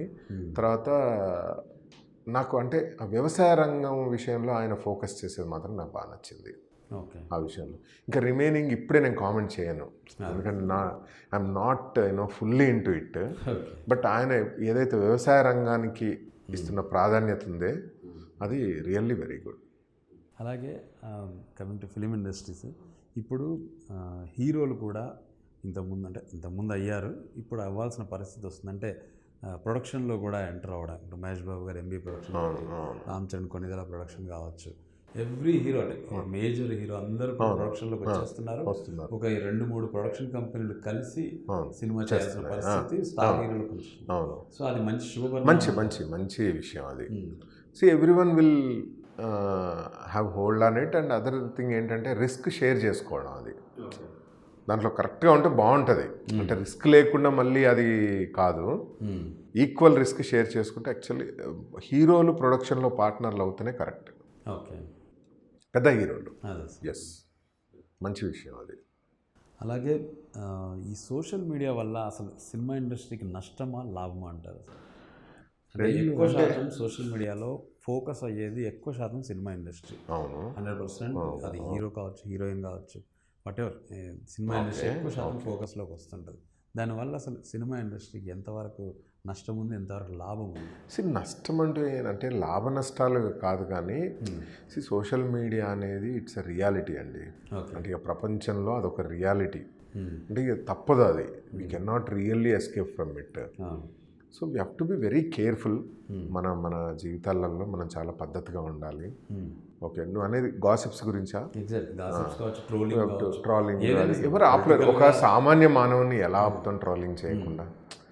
మనం చాలా కేర్ఫుల్గా ఉండాలి. ఎవరైనా ట్రోల్ చేసినా కూడా ఇప్పుడు మనం సోషల్ మీడియాలో ఎక్స్ప్రెస్ చేయడానికి ఎంతైతే హక్కుగా ఫీల్ అవుతామో ప్రతి పర్సన్ అలానే హక్కుగా ఫీల్ అవుతాడు. సో మనం ఇప్పుడు కొంచెం అంటే ఫాలోవర్స్ మనకు ఎక్కువ ఉన్నారు కాబట్టి ఇప్పుడు సోషల్ మీడియాలో మనం చేసే ప్రతి పోస్ట్ కూడా ఆలోచించి చేయాలి. అంటే ఒక బాధ్యతాయుతంగానైతే ఉండాలి, ఒక రెస్పాన్సిబుల్గా. సో అది ఆ పాయింట్. ఇంకోటి సోషల్ మీడియా వల్ల లాభమో నష్టమా అని అంటే ఎనీథింగ్ లాభాలు ఉంటాయి, నష్టాలు ఉంటాయి. ఒక్కటే రిక్వెస్ట్ ఏంటి అంటే అందరికీ ఎవరైనా ఒకరి మీద చెత్త కామెంట్లు చేసేటప్పుడు కొంచెం ఆలోచన చేస్తే బాగుంటుంది. మరీ ఎదుటిని హర్ట్ చేసే విధంగా అది ఇంకా వాళ్ళకే వదిలేస్తున్నాం మనం. అంటే ఇండివిజువల్గా ఒక ఎదుటోని మీద అట్లా బ్లంట్గా కామెంట్ చేయడం అనేది ఇంకా వాళ్ళ డిస్క్రిప్షన్కి వదిలేయాలి. మీరు ఈ ట్రోల్స్ బారిన సందర్భం ఉన్నాయి. ఇలాంటి సందర్భం ఒకటి చాలా అప్పటి నుంచి నాకు తెలిసి వచ్చింది ఎలా ఉండాలి సోషల్ మీడియా. ఓకే, ఏం పెట్టారు ఇంతకు? జంజీర్, రామ్ చరణ్ జంజీర్ సినిమా అప్పుడు నేను ఏం మాట్లాడలేదు యాక్చువల్గా. అప్పుడు మహేష్ కోనేరు రివ్యూయర్ ఉండేవాడు. ఓకే. సో మహేష్ కోనేరు చాలా పెద్ద రివ్యూ రాశాడు. అది ఊరికే సరదాగా పెట్టా, సీ దిస్ క్లాసిక్ రివ్యూ అని. నాకు తెలియదు నిజంగా అది. ఓకే. నా రివ్యూ పోస్ట్ చేశాను నేను. దంచుకున్నారు నన్ను. ఒక 2-3 రోజులు ఆగలేదు. అంటే సీ దిస్ క్లాసిక్ రివ్యూ అని పెట్టాను అంతే. ఓకే. అప్పుడు అర్థమైంది, బాబోయ్ మనం పిచ్చిగా పెట్టొద్దు. You have to be very responsible. నార్మల్గా ఉండకూడదు. అంటే ఏదో సరదాగా అట్లా కూడా పెట్టొద్దు. You have to be very. So అప్పటి నుంచి ఐఎమ్ వెరీ కేర్ఫుల్. ఒక 2-3 రోజులు దంచేశారు నన్ను. Okay, super. అట్లా దంచడంలో నాకు క్లోజ్ ఫ్రెండ్స్ అయిన వాళ్ళు కూడా ఉన్నారు. ఆ తర్వాత నన్ను సోషల్ మీడియాలో బాగా ట్రాల్ చేసి తర్వాత క్లోజ్ ఫ్రెండ్స్ అయిన వాళ్ళు. సో ఇప్పుడు ప్రజెంట్ ఈ కోవిడ్ గురించి సినిమా ఇండస్ట్రీ, చిరంజీవి గారు సిసిసి కావచ్చు, లేదా ఇటు తలసాని గారు అందరికీ గ్రాసరీస్ ఇవ్వడం కానీ ఇవన్నీ చేస్తే ఈ మీటింగ్లు ఇవన్నీ జరుగుతున్నాయి. ఇండస్ట్రీ ఎలా చేయాలి ఏంటి అనేది వాటి గురించి ఏమైనా మీకు అప్డేట్స్ ఉన్నాయి అసలు? ఉన్నాయి. యా, అంటే ఏం జరగబోతుంది అసలు, ఎలా అని ఏమన్నా? బాగా చేస్తున్నారు కదా ఇదంతా. అంటే చిరంజీవి గారు లీడ్ తీసుకొని చాలా టెర్రిఫిక్గా చేశారు అసలు. నేను చాలామంది కనుక్కున్నాను. అంటే చాలామంది అంటే వాళ్ళ మీడియా ఇప్పుడు రైటర్స్ అసోసియేషన్లో నాకు తెలిసిన రైటర్ ఒక 1 monthకి సరిపోయే ఎసెన్షియల్ ఇంటికి డెలివరీ చేశారు. ఇల్లు తిరిగి డెలివరీ చేశారు. ప్రతి అసోసియేషన్, ప్రొడక్షన్ మేనేజర్స్ అసోసియేషన్ ఉంటే దాంట్లో ఎంతమంది మెంబర్స్ ఉన్నారు ఏంటి, ఒక నెలకు కావాల్సిన సరుకులన్నీ ఇంట్లో డెలివరీ చేశారు దానిలో తీసుకెళ్ళి. నిజంగా ఆశ్చర్యం అనిపించింది. అంటే మన ఇంట్లో కూర్చొని సరే నేను వేరే విధంగా హెల్ప్ చేశాను. నేను సేవా భారతి అనే సంస్థకు హెల్ప్ చేశాను. బట్ ఇది చాలా అమేజింగ్ థింగ్ యాక్చువల్గా. భరోసా ఒక 1 month కావాల్సిన సరుకులు ఇంటి డోర్ డెలివరీ చేయగలిగారంటే ఎంత హార్డ్ వర్క్ చేసి ఉంటారు. So hats off to Chiranjeevi garu in doing that work. Yeah. So అలాగే ఇప్పుడు జరుగుతున్న మీటింగ్స్ కావచ్చు, చిరంజీవి గారు, నాగార్జున గారు, రాజమౌళి గారి దగ్గర నుంచి అందరూ గవర్నమెంట్తో మీట్ అవుతున్నారు. అలాగే వాళ్ళు కూడా మీట్ అయ్యి ఎప్పుడు షూటింగ్స్ ఎలా చేయాలి ఇవన్నీ జరుగుతున్నాయి. సో అక్కడి నుంచి మీకు పిలుపు కానీ మీరేమన్నా వాళ్ళకి సజెషన్స్ ఇవ్వడం కానీ అట్లా ఏమన్నా జరిగిందా? అంటే ఏం లేదు, నాకు ప్రొడ్యూసర్ గిల్డ్ ద్వారా ఎప్పటికప్పుడు అప్డేట్స్ ఉన్నాయి. అంటే గిల్డ్లో మాకు వాట్సాప్ గ్రూప్లో ఏమేం జరుగుతుంది అనేది. ఇంకా మీటింగ్లకు కానంటే ఇది పెళ్ళిళ్ళు పేరెంటాలది కాదు కదా. సో జస్ట్ జరుగుతాయి ఆ మీటింగ్లో. కొందరు రిప్రజెంట్ చేసేసి అంటే we should be thankful to all the team. పాపం అందరి ఇండస్ట్రీ కోసం వాళ్ళ వాళ్ళ పర్సనల్ టైము అంటే రిస్క్. యాక్చువల్గా కోవిడ్ టైంలో ఒక్కొక్కరు ఎలా భయపడ్డారో తెలుసు. వీళ్ళు మాస్కులు పెట్టుకొని మీటింగ్లకు వెళ్ళి అన్నీ అంటే ఇండస్ట్రీ కోసం ఇదంతా ఏంది ఒకటే సింగిల్ ఎజెండా. ఇండస్ట్రీ షూటింగ్లు ఎప్పుడు స్టార్ట్ చేయాలి, మన థియేటర్లు ఎప్పుడు తెలుసుకుంటాయి, మళ్ళీ ఇండస్ట్రీ ఎలా కలకల్లాడుతుంది, ఇదే తపన తప్ప ఇక్కడ వేరే ఏం ఉండదు. ఎవరికి ఏ ఎజెండాలు ఉండవు, పర్సనల్ ఎజెండాస్ ఉండవు. సో ఆ విషయంలో నాలాంటి నిర్మాతలకి ఎప్పటికప్పుడు ఇప్పుడు ప్రతి మీటింగ్ బయటికి రాగానే ప్రెస్కి చెప్తానే ఉన్నారు అసలు ఏం జరిగింది ఏంటి అనేది. కాబట్టి as a producer I'm aware of what is going on. So and మా గిల్డ్ మీటింగ్లలో కూడా ప్రతిదీ వి డిస్కస్డ్. సో ఆ విషయంలో I'm super happy the way they took lead and అంటే వెళ్ళి గవర్నమెంట్తో మాట్లాడేదంతా ఐ ఫెల్ట్ వెరీ హ్యాపీ యాక్చువల్గా. మీకు తెలిసిన సమాచారం ప్రకారం ఎప్పుడు షూటింగ్ స్టార్ట్ అయ్యే అవకాశం ఉంది? నాకు తెలిసి June 3rd వీక్ నుంచి స్టార్ట్ అవ్వచ్చు. Okay, June 3rd week definitely start అవుతాయి. June 3rd అంటే ఏంటి, కొత్త సినిమాలు కాదు. ఓకే, కొంచెం ఇన్కంప్లీట్ అంటే నాకు తెలిసి కొత్త సినిమాలు స్టార్ట్ అవ్వడానికి జూలై అవ్వచ్చు. ఓకే, అంటే అలా కొత్త పాత అని ఎలా తెలుస్తుంది సార్ షూటింగ్? అంటే ప్రిఫరెన్స్ ఏంటి అంటే చాలామంది ఇంకా డేర్ చేయట్లేదు బయటికి రావడానికి. సినిమా స్టార్ట్ అవ్వని వాళ్ళు ఉంటారు చూడండి, స్క్రిప్ట్ అంతా రెడీ ఉంది, అబౌట్ టు స్టార్ట్ షూటింగ్ వాళ్ళు ఇంకా they want to wait and watch. Okay, కానీ ఒక 80% కంప్లీట్ అయింది, 60% కంప్లీట్ అయింది, they have to complete the movie కదా, వాళ్ళు కొంచెం రిస్క్ తీసుకొని చేసేస్తారు. సో అది. సో మొన్న ఇదే మీటింగ్లో రాజమౌళి గారు కూడా కూర్చొని తన సినిమా RRR సినిమానే నేను జాగ్రత్తగా సోషల్ డిస్టెన్స్ పాటిస్తూ చేయగలను అని. ఎగ్జాక్ట్లీ. సో నిజంగా RRR విషయంలో మీకు తెలియదు కాదు ఎంత పెద్ద స్టార్ క్యాస్ట్, అది పాన్ ఇండియా మూవీ, ఎన్ని వందల కోట్లు దాని మీద ఖర్చు పెడుతున్నారు. రేపు ఆ సినిమా రిలీజ్ అయితే మన తెలుగు సినిమా కరెక్ట్ స్థాయికి తీసుకెళ్లే సినిమా అది. కానీ ఇలాంటి సోషల్ డిస్టెన్స్లు పాటిస్తూ నిజంగా ఆ సినిమా షూటింగ్ చేయడం కుదురుతుందంటారా? కుదురుతుందండి. రాజమౌళి గారు అంటే వాళ్ళు producers will take all the precautions. Okay, కుదురుతుంది. ఎందుకు కుదరదు? ఎవ్రీవన్ని అందరినీ ఎడ్యుకేట్ చేస్తారు. ఇప్పుడు ఒక టెక్నీషియన్ సపోజ్ ఒక లైట్ బాయ్కి చిన్న సిమ్టమ్స్ ఉన్నాయనుకోండి, తనను ఎడ్యుకేట్ చేయగలగాలరే దీంట్లో ఎవరికి సిమ్టమ్స్ ఉన్నా ఇమ్మీడియట్గా ఇన్ఫార్మ్ చేసి మీరు తప్పకుండా షూట్ నుంచి రాకూడదు. సిమ్టమ్స్ అంటే ఇప్పుడు సిమ్టమ్స్ లేకుండా కూడా ఉంటారు అని మనం చదివాం కదా. సో అది ఎలాగూ మనము కొంచెం కేర్ఫుల్గా ఉండాలి. అంటే శానిటైజేషన్ చేసుకోవడం, మాస్క్ పెట్టుకోవడం. ఇప్పుడు చూడండి, ఒక్క తెర మీద యాక్ట్ చేసే వాళ్ళు కాకుండా మిగతాదంతా కూడా మాస్కులు పెట్టుకోవచ్చు కదా, సోషల్ డిస్టెన్స్ మెయింటైన్ అవుతుంది కదా. ఓన్లీ తెర మీద కనపడే వాళ్ళు అంటే ఒక 150 మంది ఉన్నారు అక్కడ షూటింగ్ లొకేషన్లో అంటే ఒక 3-4 తెర మీద కనపడతారు. ఆ 4 తప్ప మిగతా మొత్తానికి మనం పాటించవచ్చు కదా జాగ్రత్తలు. ఆ 4 కూడా జస్ట్ వైల్ షార్ట్ తీసేటప్పుడు మాత్రమే ఆ మాస్కులు అవి తీసేయచ్చు, ఆ డిస్టెన్స్ పాటించవచ్చు. సో నా ఉద్దేశం అయితే వీలవుద్దని నేను అనుకుంటున్నాను. కొంచెం కేర్ఫుల్గా సీన్స్ ఉన్నప్పుడు లైక్ పెళ్ళిళ్ళు, ఫంక్షన్ లాంటి సీన్ ఉన్నప్పుడు కొంచెం అంటే సో అలాంటివి వాళ్ళు చెయ్యరు కదా. ఇప్పుడు ఈజీగా షూట్ చేసుకునేటివే వాళ్ళు everyone will be scared of it అండి. సో రాజమౌళి గారు కూడా ప్లాన్ చేసుకుంటారు, సింపుల్ చిన్న ఇప్పుడు కంప్లీట్ చేసుకొని ఫుల్ ఫ్లెడ్జ్డ్గా అంతా ఓకే సెట్ అయింది అన్నప్పుడు September, Octoberలో పెద్ద సీన్లు చేసుకుంటారు. Okay, everyone will take care. ప్రతి వాళ్ళు జాగ్రత్తలు తీసుకుంటారు. ఇప్పుడు నిజంగా ఈ వైరస్కు వ్యాక్సిన్ వచ్చే అవకాశాలు ఉన్నాయంటారు? ఉన్నాయండి. అంటే ఇప్పటివరకు కొన్ని మనకు తెలిసిన డిసీజ్కి ఇప్పటివరకు కొన్ని రాలేదు కూడా, ఈవెన్ ఎయిడ్స్ కావచ్చు. అంటే దీనికి కూడా అంటే ఇంత ఒక ప్రపంచాన్ని అల్లాడించే వైరస్ ఇప్పటివరకు రాలేదు, ఇది ప్రపంచం మొత్తాన్ని అల్లాడించింది. అలాంటిది ఎందుకు ఇంకా ఇన్ని రోజులైనా అసలు ఎందుకు అంత టెక్నాలజీ ఉండి కూడా మన వాళ్ళు ఇంత డిలే అవుతుందంటారు? అసలు మీకున్న నాకు నాలెడ్జ్ తక్కువ ఉంది నిజంగా దానిపైన. But everyone is trying. I really hope something happens అండి. మన ఈ విషయంలో అంటే ఎవ్వరికీ పూర్తి అవగాహన లేదు.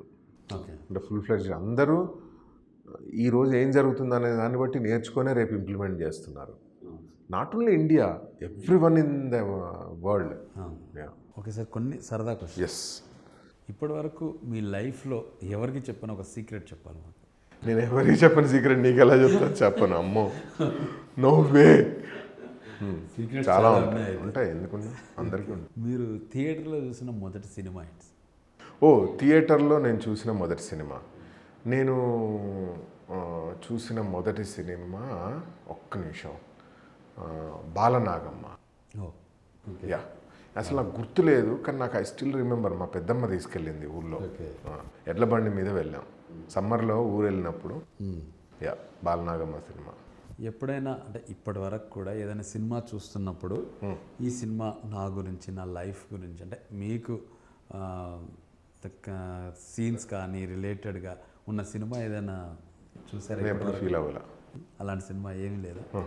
మీ లైఫ్ స్టైల్ దగ్గరగా ఉన్న అలాంటి క్యారెక్టర్ ఏదైనా ఉందా ఏదైనా సినిమాలో? నాకు అంటే మన ఈ సినిమా ఏది, గౌతమ్ మీనన్ సినిమా, నాగ చైతన్య సమంత, ఏం మాయ చేసావే కొంచెం రిజంబ్లెన్సెస్ ఉంటాయి. ఓకే, సినిమా మేకర్ బట్ అంతే. లవ్ పక్కన పెట్టాలి అందులో, పక్కన పెట్టి చూడు అంతే. ఎస్. ఓకే, మీ ఫేవరెట్ సినిమా ఏంటి? అది ఇప్పటివరకు ఎన్నిసార్లు చూసుంటారు మీరు? అంటే ఇంకా ఫేవరెట్ సినిమాలు రెండు, శివ అండ్ గీతాంజలి. ఓకే, 100 సార్లు చూసుంటాయి ఈజీగా. మళ్ళీ ఇంకో 100 సార్లు చూడడానికి రెడీ. ఓకే, మీ గురించి మీరు విన్న పెద్ద జోక్ కానీ రూమర్ కానీ ఏంటి? నాకు తగలేదు సీను అసలు. అంటే జోకులు రూమర్సే రాలేదంటారు అయితే ఇప్పటివరకు. మరి రూమర్స్ ఎవరో చిన్న చిన్న ఏదో మాట్లాడుకుంటారు, అది అంటే పెద్ద రూమర్లు ఏం రాలేదు శ్రీను. Okay, thankfully. ఓకే, ఏ వయసులో ఫస్ట్ లవ్ ఎక్స్పీరియన్స్ చేశారు మీరు? ఏ వయసులో ఫస్ట్ లవ్ ఎక్స్పీరియన్స్ అంటే ఎలాగో టీనేజ్లోనే ఉంటుంది కదా. యా, డెఫినెట్లీ టీనేజ్లో. ఎస్. ఏది బాధగా అనిపిస్తుంది అంటే ఎవరినైనా మిస్ అవ్వడం లేక ఎవరికోసమైనా కాంప్రమైజ్ కావడం?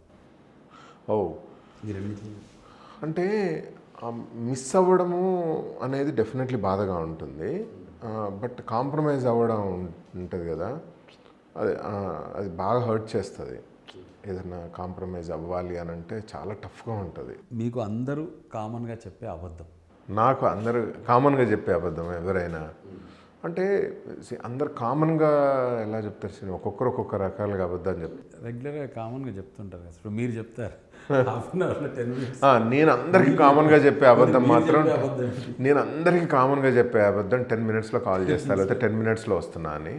బట్ అందరికీ తెలుసు నా 10 మినిట్స్ నా టైమింగ్ అబద్ధం అని చెప్పేసి అందరికీ తెలుసు. అలా మీకు అందరు చెప్పే అబద్ధం లేదనుందా? లేదు శ్రీను, అంటే నేను ఎక్కువ పట్టించుకోనాయి. అంటే ప్లస్ పాపం నేనే అందరినీ టైం విషయంలో బాధ పెడతా కానీ నన్ను చాలా తక్కువ మందే. సో మీకు ఫోన్ చేయడం ఇష్టమా, టెక్స్ట్ చేయడం ఇష్టమా? టెక్స్టే. అమ్మో, I just can't imagine. Phone చేయడం అయితే నా వల్ల కాదు అసలు. నన్ను తిట్టుకున్నా పర్లేదు జనాలు, కానీ నేను ఫోన్ ఎత్తాను చాలా తక్కువ. అంటే నాకు 100 కాల్స్లో ఓన్లీ 10 కాల్సే ఎత్తుతా, 90 కాల్స్ ఎత్తబడవు. నాకు ఫోన్స్ వస్తూ ఉంటే అనిపిస్తుంది టెక్స్ట్ చేయొచ్చు కదా భయ అనిపిస్తుంది. చిన్న చిన్న వాటికి కూడా ఫోన్లు ఏం మాట్లాడతాం, బోరింగ్. నాకు ఇక్కడ చెవి దగ్గర ఫోన్ పెట్టాలంటేనే ఒక చిరాకు. నాకు నిజంగా చెప్పాలనిపిస్తుంది, ఏది ఒక కాలర్ ట్యూన్ ఉంటే బాగుంటుంది, ప్లీజ్ టెక్స్ట్ అని, ప్లీజ్ టెక్స్ట్ అని వినపడాలి కాలర్ ట్యూన్లో. మీరే ఆడియో కంపెనీకి సార్ చేయించాలి. నిజంగా గుడ్ ఐడియా యాక్చువల్లీ. నేను ఆ please text, no calls please text అనేది ఒకటి చేయించేసి, లేదా ఒక సాంగ్ పాడిస్తాను. నాకైతే టెక్స్టే. నేనైతే నిజంగా కొన్ని రోజులు వితౌట్ సెల్ ఫోన్ జీవిద్దామని అనుకుంటున్నా వెరీ సూన్. ఇప్పుడు అదే క్వశ్చన్ సార్, ఇప్పుడున్న ఆధునిక టెక్నాలజీ ఉన్న కాలంలో సడన్గా ఇదంతా టెక్నాలజీ అంతా అదృశ్యం అవుతుందన్నప్పుడు మీ రియాక్షన్ ఏంటి? కోవిడ్కే రియాక్షన్ లేదు నా దగ్గర, అది కూడా ఓకే నాకు. ఇప్పుడు నాకు ఒక్కటే ఉంటుంది, నా చుట్టుపక్కల ఉన్నోళ్ళు, నా మీద ఆధారపడ్డోళ్ళు, నా ఎంప్లాయీస్ అయితేనేమి, కుటుంబ సభ్యులందరూ, వాళ్ళకు కరెక్ట్గా అంటే నేను హెల్ప్ చేయగలగాలి, కరెక్ట్గా నేను అందించగలగాలి, వాళ్ళ ఎక్స్పెక్టేషన్స్ రీచ్ అవ్వగాలి అనే ఒక కోరిక తప్ప మిగతా అన్నీ అంత నాకు చాలా లైట్ అనిపిస్తాయి. ఎస్. అంబిషన్ అనే పదాన్ని మీరు మొదటిసారిగా విన్నప్పుడు మీ అంబిషన్ ఏంటి? నేను అంబిషన్ అనే వర్డ్ విన్నానో ఏమో తెలియదు కానీ ఫస్ట్ అంటే చిన్నప్పటి నుంచి అంబిషన్, కొన్ని రోజుల తర్వాత I wanted to become a film maker. అదంతే, ఇంక అంతకు తప్ప ఇంకేం. ఏం చదువుకున్నా, ఎక్కడ ఉద్యోగాలు చేసినా నేను ఫిల్మ్ మేకర్ అవ్వాలి అని ఒక్కటి ఉండే, అంతే, దట్స్ ఆల్. ఓకే. అనే ఎన్ని కష్టాలు నష్టాలు ఉన్నా కూడా అలానే ఉండిపోయా. యా. స్కూల్లో ఉన్నప్పుడు మీ నిక్ నేమ్ ఏంటి? ఇప్పటికీ వాళ్ళు మిమ్మల్ని అదే పేరుతో పిలుస్తారా? లేదు, యాక్చువల్గా అంటే నాకు స్కూల్లో నిక్ నేమ్ ఏం లేదు, బట్ ఇంట్లో రకరకాలు ఉన్నాయి. ఓకే. ఆ. ఎప్పుడైనా లవ్ లెటర్ రాశారా? రాస్తే రిజల్ట్ ఏంటి? ఓ నేనేం చెప్తాం, రాసాము, రిజల్ట్ పాజిటివే ఉంటుంది. పాజిటివ్. Course okay. నేను అసలే రైటర్ని కదా, ఓకే. క్లారిటీతో ఉంటుంది. మీ ఫస్ట్ సెలబ్రిటీ క్రష్? అది లేదు శ్రీను. ఇప్పటి వరకు ఫిల్మ్ ఇండస్ట్రీ నుండి ఏ సెలబ్రిటీ క్రష్? నో, ఎవరి మీద? అస్సలు. హార్డ్ వర్క్ నమ్ముతారా, స్మార్ట్ వర్క్ నమ్ముతారా? అంటే I believe in both actually. See sometimes we have to work hard, sometimes we have to work smart. So it all depends on what kind of task అనేది మనం చూసుకోవాలి. లేదు ఇది hard వర్కే చేయాలి, మనం డిసైడ్ చేయగలగాలి, ఇక్కడ హార్డ్ వర్క్ చేయాలి, ఇక్కడ స్మార్ట్ వర్క్ చేయాలని. ఓకే. సీక్రెట్స్ను దాచడంలో మీరు ఎక్స్పర్టా? Yeah, expert. ఏ సీజన్ అంటే ఎక్కువ ఇష్టం? Like summer, rain, winter? నాకు వింటర్ అంటే ఎక్కువ ఇష్టం శ్రీను. యా, నాకు రైనీ అండ్ సమ్మర్ తక్కువ ఇష్టం, బట్ వింటర్ ఐ లవ్. ఏది ఎక్కువ ఇష్టం? అంటే ఎక్కువ దూరం నడవడం లేక ఎక్కువ దూరం ట్రావెల్ చేయడం? నడవడం ఇష్టం. నేను I'm not a good traveller. నేను వేరే ఊళ్ళు టూర్లు వేయడాలి అన్నీ చాలా తక్కువ, but I seriously love to walk. నేను ఒకసారి ఇక్కడ నుంచి శ్రీనగర్ కాలనీ సత్యసాయి నిగమాగమ ఉంది కదా, అక్కడికి నడుచుకుంటాను ఇక్కడ నుంచి. And I loved it. అంటే ఎంత చూడొచ్చు తెలుసా మనం రోడ్డు పక్కన. జస్ట్ 5 నిమిషాలు పండ్లమ్మటోని చూడు, నువ్వు గమనించు, వాడి తాపత్రయాలు, వాడి అన్నీ ఎలా తెలిస్తే ఒక్కసారి ఊహించు. అలా నడుచుకుంటూ వెళ్ళు, పక్కన ఎంతమంది కనపడతా ఉంటారు. జస్ట్ ఏం లేదు, అక్కడ ఒక బండి దగ్గర టిఫిన్లు తింటారు కదా, టిఫిన్లు తింటున్న ఆతృత గమనించి ఫుడ్ కోసం. వాడు అప్పుడు ఆ కడుపు నింపడం కోసం వాడు ఒక్కొక్క రకంగా తింటా ఉంటాడు, ఒక్కొక్క స్టైల్. అసలు నేను ఐ కెన్ అబ్జర్వ్ ఎవ్రీథింగ్. అంటే నాకు ఎంత ఇష్టం అదంతా, రోడ్న పోకుంటూ ఒక్కొక్కరిని అబ్జర్వ్ చేయడం అంతా చాలా ఇష్టం. యా. ఫుడ్ లేకుండా ఉండగలరా, మొబైల్ లేకుండా ఉండగలరా? మొబైల్ లేకుండా ఉండగలను డెఫినెట్లీ. యా. అది I made up my mind. Yeah. మీరు బెస్ట్ ఫ్రెండ్ ఇష్టపడతారా, గ్రూప్ ఆఫ్ ఫ్రెండ్స్ని ఇష్టపడతారా? నేను అంటే జనరల్గా, సరే ఇక్కడ బెస్ట్ ఫ్రెండ్నే ఇష్టపడతా, బట్ జనరల్గా ఇఫ్ యూ అబ్జర్వ్, నేనైతే 99% నేను ఫ్రెండ్షిప్ చేస్తాను అందరితోని. నేను I feel close to every one actually. వాళ్ళు కూడా నాకు శ్రీధర్ క్లోజ్ అని ఫీల్ అయ్యేటట్టుగా చేస్తాను నేను. ఇట్స్ లైక్ దట్, అంతే. ఆ డిస్కంఫర్ట్ ఉండనివ్వను.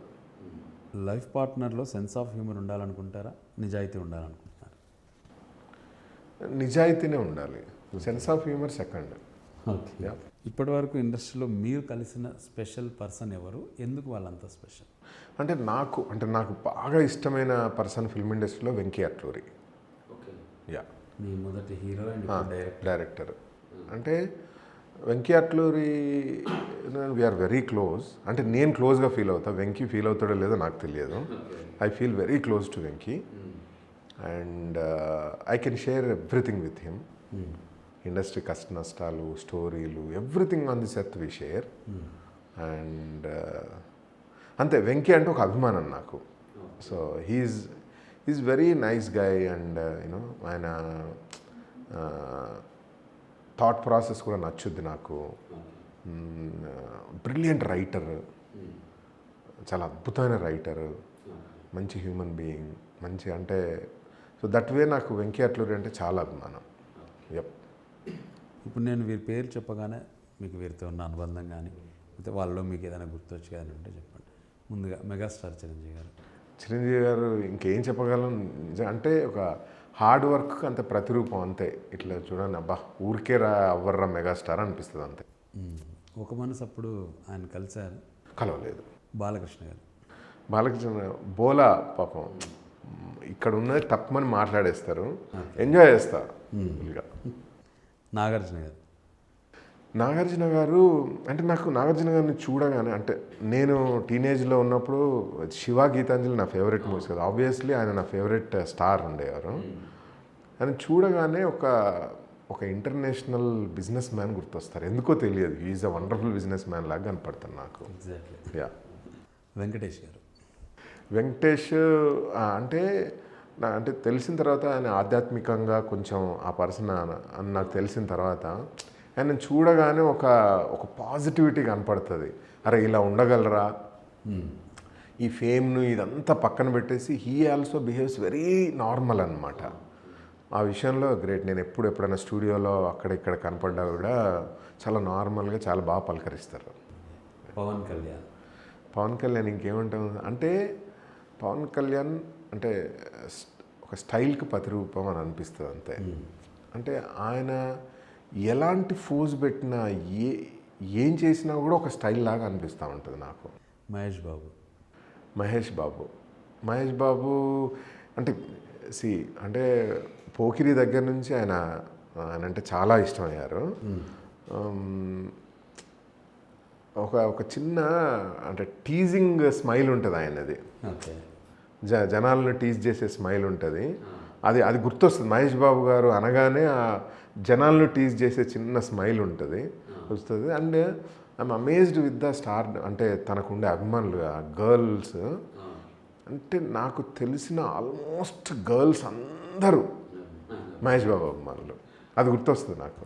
ఇప్పుడు సర్కార్ వారి పాట లుక్ ఎలా అనిపిస్తుంది? బాగుంది, చాలా బాగుంది. ఎస్, హెయిర్ స్టైల్ కొత్తగా ఉంది. అవును, చెవిపోగు అలాంటివన్నీ. జూనియర్ ఎన్టీఆర్. అంటే నాకు ఒక రాకెట్ కనపడుతుంది జూనియర్ ఎన్టీఆర్ని చూడగానే.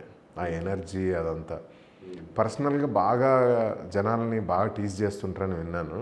బట్ నాకు ఒక రాకెట్ కనపడుతుంది. ఒక ప్రయోగానికి రెడీగా ఉన్న రాకెట్ కనపడుతుంది. ఓకే. ఆయన సినిమాల్లో ఏ సినిమా ఎక్కువ ఇష్టపడతారు మీరు జూనియర్ ఎన్టీఆర్? మొన్న Aravinda Sametha Veeraraghava. Exploded like anything. అంటే ఎక్స్ప్లోడ్ అయిన రాకెట్ ఎలా దూసుకెళ్తుంది అలా కనపడ్డాడు. రామ్ చరణ్ బాగా రెస్పెక్ట్ నాకు. అంటే ఒక మనసు అప్పుడు కలిసాను. చాలా పెద్దరికం కనపడింది. అంటే ఇక మెగాస్టార్ తర్వాత అంత పెద్దరికంగా అంత పాజిటివ్గా కనపడ్డ వ్యక్తి. I seriously loved interacting with him. తండ్రి అడుగుజాడల్లో. Yes super. ప్రభాస్తోనే అదే అంటే బాహుబలి అభిమానం తప్ప నేను అంటే నిజంగా నాకు అంటే ఆ ఎమోషనల్ టచ్ కానీ లేదు. అండ్ బాహుబలి తర్వాత కూడా యాక్ట్ చేసింది లేదు. అదే సాహు ఉంది. సో అందరు డార్లింగ్ అంటారు. ఆ ఒక డార్లింగ్ అనే వర్డ్ అది అంతే గుర్తొస్తుంది అంతే ప్రభాస్ అంటే. అల్లు అర్జున్ ఇంకా అంటే అంతకంటే ఎనర్జీ ఎక్కడుంటుందండి. అండ్ మెగాస్టార్ ఎంతైతే హార్డ్ వర్క్ చేసి పైకి వచ్చారో అల్లు అర్జున్ గారు అంత హార్డ్ వర్క్. అండ్ నాకు అల్లు అర్జున్ గారిని అంటే చూడగానే ఆయన గురించి ఆలోచించగానే నాకు గుర్తొచ్చేది ఏంటంటే విజన్. అంటే ఆయనే నెక్స్ట్ ఏం సాధించాలని పెట్టుకుంటారు కదా, గోల్ సెట్టింగ్ ఉంటుంది చూడు, అది గుర్తొస్తుంది. తనకు తానే గోల్ సెట్ చేసుకుని దాన్ని అచీవ్ చేసేదాకా అంటే పట్టు వదలని విక్రమార్కుడు గుర్తొస్తాడు అనమాట. ఇండస్ట్రీ రికార్డు కొట్టాడు. అంటే ఎవ్రీథింగ్ ఆయన హీ సెట్స్ ద గోల్. ఇలా గోల్ పెట్టుకొని సాధిస్తారు. అనుకున్నది సాధించే ఏకైక హీరో అనిపిస్తుంది. ఈ నెక్స్ట్ సినిమాలో ఇది సాధించాలి, దాని టువర్డ్స్ ఆయన హార్డ్ వర్క్ చేస్తారు. విజయ్ దేవరకొండ అంటే ఒక చిన్న విజయ్ని చూడగానే కలిసినప్పుడు అయినా ఒక కూల్ బ్రీజ్ అనే ఎక్స్పీరియన్స్ ఎలా ఉంటుందో విజయ్తో అలా ఉంటుంది. మనోడు కదా మన తమ్ముడు అన్న ఫీలింగ్ ఉంటుంది. విజయ్ మనోడు, మన మనిషి గారే అన్న ఫీలింగ్ ఉంటుంది నాకు. నానిని చూడగానే నాకు కమల్ హాసన్ గుర్తొస్తారు. అంటే అంటే ఎప్పుడు అనుకునేది అంటే కమల్ హాసన్ చేసిన వెరైటీ పాత్రలు కానీ అది కానీ అలాంటి అంటే యాక్టింగ్ స్కోప్ ఉండే పాత్రలు నాకు తెలిసి నాని చేస్తున్నారు ఇప్పుడు. సో నాకు చూడగానే కమల్ హాసన్ గుర్తొస్తాడు. అంటే ఊరికే రాలేదు ఆ న్యాచురల్ స్టార్ నాని అనేది. అంటే ఆ దానికి అది ఎక్స్ట్రా స్పెషల్ అభిమానం. ఎందుకంటే నేను ఏబిసిడి మూవీకి ప్రీ రిలీజ్ ఫంక్షన్కి పిలవగానే వచ్చారు. దానికి చెప్పిన రీజన్ ఏంటంటే శ్రీధర్ ఇంతమందికి హెల్ప్ చేస్తూ ఉంటాడు, సో శ్రీధర్ సినిమాకు వెళ్ళడం అనేది నా బాధ్యత అని ఫీల్ అయ్యి వచ్చాను అని అన్నారు. I felt so happy. అది మోస్ట్ అవైటెడ్ మూవీ మీకు? నాకు పర్సనల్గా అయితే RRR అండి, అంతే. యా వెయిట్ చేస్తున్నా. Exactly, I'm waiting for that. Hard work అనగానే మీకు గుర్తొచ్చేది ఎవరు? నాకు అంటే అంటే ఇప్పుడు ఇండస్ట్రీలోనా నాకు మెగాస్టార్ అండ్ అల్లు అర్జున్. ఏవైనా 3 లేకుండా ఉండలేరు అంటే ఆ 3 విషయాలు ఏంటి? 3 లేకుండా ఉండలేరు మీరు, ఆ 3 ఏంటి? అంటే అంటే ఆబ్వియస్ కదా శ్రీను, అంటే ఫుడ్, వాటర్, గాలి, అంతే. 2020 ఎలాగో ఇంకా సగమే ఉంది, ఇందులో బ్యాడే తప్ప మంచి అన్ని మంచిగా తీసుకుందాం ఏమీ బయట. లేదు. కానీ 2019లో మీకు జరిగిన మంచి చెడు ఏంటి sir? 2000 never ever think that 2020 ఇది దీంట్లో నుంచి ఏమి మనం నేర్చుకుందాం అనేది చూద్దాం. జరిగింది అయిపోయింది, ఇది బ్యాడ్, ఇది చెత్త, అది ఇది అనుకోవడం కన్నా okay, let's learn from it, అదొకటి. 2019లో everything was good. We released ABCD, Dorasani. You know Dorasani, I seriously love that movie. ABCD నాకు చాలా, అంటే బాగా కష్టపడి తీసాం మేము అది. 19 వాజ్ సూపర్బ్ యాక్చువల్లీ, ఒక విధంగా చెప్పాలంటే హార్డ్ వర్క్ వైజ్. 20లో నేర్చుకుంటున్నాం. లెట్స్ సీ, ఇప్పుడు 20లో ఇంకొక 1 మంత్ అయిన తర్వాత బాగుంటుంది అని అనుకుందాం. ఓకే, హోప్తో బతుకుదాం భయ్, అంతే. ఆ. ఎవరి మీదైనా బాగా కోపం ఉన్నా చెప్పలేని పర్సన్ ఎవరైనా ఉన్నారా? ఉంటే పర్లేదు, ఇప్పుడైనా చెప్పండి. నువ్వు అబ్జర్వ్ చేసావు కదా, అసలు కోపం అనేది నాకు చాలా తక్కువ యాక్చువల్లీ. ఏదైనా ఉంటే చెప్పండి. బట్ కోపం ఎప్పుడు చూడలేదు, ఇప్పుడు చూడలే ఎవరి మీద అస్సలు కోపం. అది వెరీ మూమెంటరీ, చిన్న అసంతృప్తి ఉంటుంది తప్ప అసలు ఎమోజీ రూపంలో అప్పుడప్పుడు కనబడుతుంది, అంతే తప్ప అస్సలు ఎవరి మీద పర్మనెంట్గా ఉంచుకొని అదేం ఉండదు. చాలా లైట్ గోయింగ్. దేని గురించి అయినా రిగ్రెట్ ఫీల్ అవుతున్నారు మీరు? లైఫ్లో రిగ్రెట్స్ ఏం లేవు శ్రీను, వస్తలే లేవు. నెక్స్ట్ మొన్నే ఫస్ట్ లుక్ రిలీజ్ చేశారు, లవ్ లైఫ్ అండ్ పకోడీ. ఏంటి టైటిలే డిఫరెంట్ అసలు. లవ్ లైఫ్ అండ్ పకోడీ నిజంగా నా మనసుకు దగ్గరైన సినిమా బాస్. ఎవరు ఏమని అంటే కొత్త వాళ్ళతోని ఈడు ఎప్పుడు ఇలానే చెప్తాడు, super. I seriously love that story. Jayanth గాలి తీశాడు, అది తనే ప్రొడ్యూస్ చేశాడు. చేసిన తర్వాత తను ఇంకొంచెం కంప్లీట్ చేసేది ఉంటే ఆ టైంలో నా దగ్గరికి వచ్చాడు. So I'm helping him to complete the movie and I'm taking up next level అనమాట. It is going to be brilliant story. అంటే చిన్న సినిమా కాబట్టి చిన్న చిన్న ప్రొడక్షన్ వాల్యూస్, అక్కడెక్కడ చిన్న చిన్న కాంప్రమైజెస్ ఉండొచ్చు. స్టోరీ చెప్పడంలో మాత్రం నాకు తెలిసి one of the brilliant stories ever told in Telugu film industry అని నేను నమ్ముతా. అదే నేను ఫేస్బుక్లో వెంకట సిద్ధారెడ్డి రాసింది కూడా చదివాను. అంటే బోల్డ్ అంటే లైక్ ఎగ్జాక్ట్లీ బోల్డ్ అంటే చిచ్చి ఆ బోల్డ్ కాదు, రిలేషన్షిప్స్లో బోల్డ్. ఎగ్జాక్ట్లీ, డెఫినెట్లీ రిలేషన్షిప్స్, అంటే ఏం చెప్పుకోలేని రిలేషన్షిప్స్లో. ఓకే, రిలేషన్షిప్స్ ఎలా ఉంటాయి ఏంటి? మీరు అన్న రిలేషన్షిప్స్ ఆల్మోస్ట్ మన హిందూ సాంప్రదాయ ప్రకారం వ్యతిరేకంగానే ఉండే అవకాశాలు ఉంటాయి ఎక్కువ శాతం. లేదు ఈవెన్ ఇప్పుడు సహజీవనం అనేది కూడా మనకు కాదు, కానీ ఇప్పుడు జరుగుతుంది. మరి ఇది ఇలాంటి రిలేషన్షిప్ను ఈ సినిమాలో చూపిస్తే అంటే ఏం జరుగుతుందో, ఎలా ఉండొచ్చు, ఆ పాత్రల మధ్యలో స్ట్రగుల్ ఏంటో చూపెడుతున్నాం. కానీ ఇది చెయ్యండి అని ఎవరు చెప్తారు, మనం చెప్తే ఎవరు చేస్తారు? ఇది కాదు. We're not endorsing it. మనము story tellers, we're telling a story. Okay, నిజ జీవితాలలో జరిగిన వాటిని we're trying to tell a story. అట్లంటే 40 years బ్యాక్ బాలచందర్ ఎన్ని చెప్పాడు, ఎన్ని రిలేషన్షిప్స్ చెప్పాడు, ఆ రిలేషన్స్ అన్నీ పాటిస్తారా ఏంటి? No no no, we're story teller అంతే. సో ఇది యూత్కి బాగా, ఎవ్రీవన్ అంటే యూత్ కాదు, అంటే అప్ టు 50-60 years ఓల్డ్ కూడా నచ్చే సినిమా ఇది. 56 years రియల్లీ వాళ్ళు నచ్చుతారు, వాళ్ళు అసలు షాక్గా ఉంటుంది వాళ్ళకు కూడా. ఓకే, సో అదే మీకు నచ్చి ఈ సినిమా? ఎగ్జాక్ట్లీ. ఓకే, ఎప్పుడు రిలీజ్ కానీ అంతా? ఇప్పుడు ఇంకొక 1 monthలో ఫస్ట్ కాపీ వస్తుంది. ఆ తర్వాత విల్ ట్రై, అప్పటికి థియేటర్స్ ఓపెన్ అయితే ట్రై చేస్తాము, లేదు అనుకుంటే will directly release in OTTs. Okay, మరి ఓటీటీలో రిలీజ్ చేస్తే మీరు అనుకున్న అంటే కమర్షియల్గా ఓకే అవుతూనే చేస్తాం కదా, అన్నీ చూసుకుంటాం, ఏంటి మంచి చెడు ముందు చూపుతూనే చేస్తాం. So all the best sir. Thank you so much. బాగుంది ఫిలిం జల్సా, పెద్ద ఇంటర్వ్యూ నువ్వు బుక్ చేసావు, ఘోరంగా బుక్ చేసావు. So I wish great luck to film Jalsa channel. బాగా I know the journey of film Jalsa. I always feel proud of you. అంటే మెట్టు కష్టపడి నువ్వు, అంటే నిజంగా చెప్పాలి అని అంటే you are also amazing hard worker. అంటే ద వే తెలియంది నేర్చుకోవడం కానీ లర్నబిలిటీ అనే వర్డ్కు యు ఆర్ ద డెఫినేషన్ అనిపిస్తుంది. కొత్త అంటే I know your education background but still కొత్త విషయాలు ఎన్ని నేర్చుకున్నాం అసలు. Where we started our journey ఎక్కడి నుంచి ఎక్కడి వరకు అనేది చాలా అంటే చాలా ఇన్స్పైరింగ్ జర్నీ అని అనిపిస్తుంది నాకు. Yeah, Please like, follow and subscribe. Please subscribe. Please subscribe. Please subscribe. Please subscribe Subscribe Please subscribe Please subscribe Film Jalsa to Film Jalsa. Film Jalsa. to Film Jalsa. Film Jalsa. Film Jalsa. Film Jalsa channel. To Film Jalsa.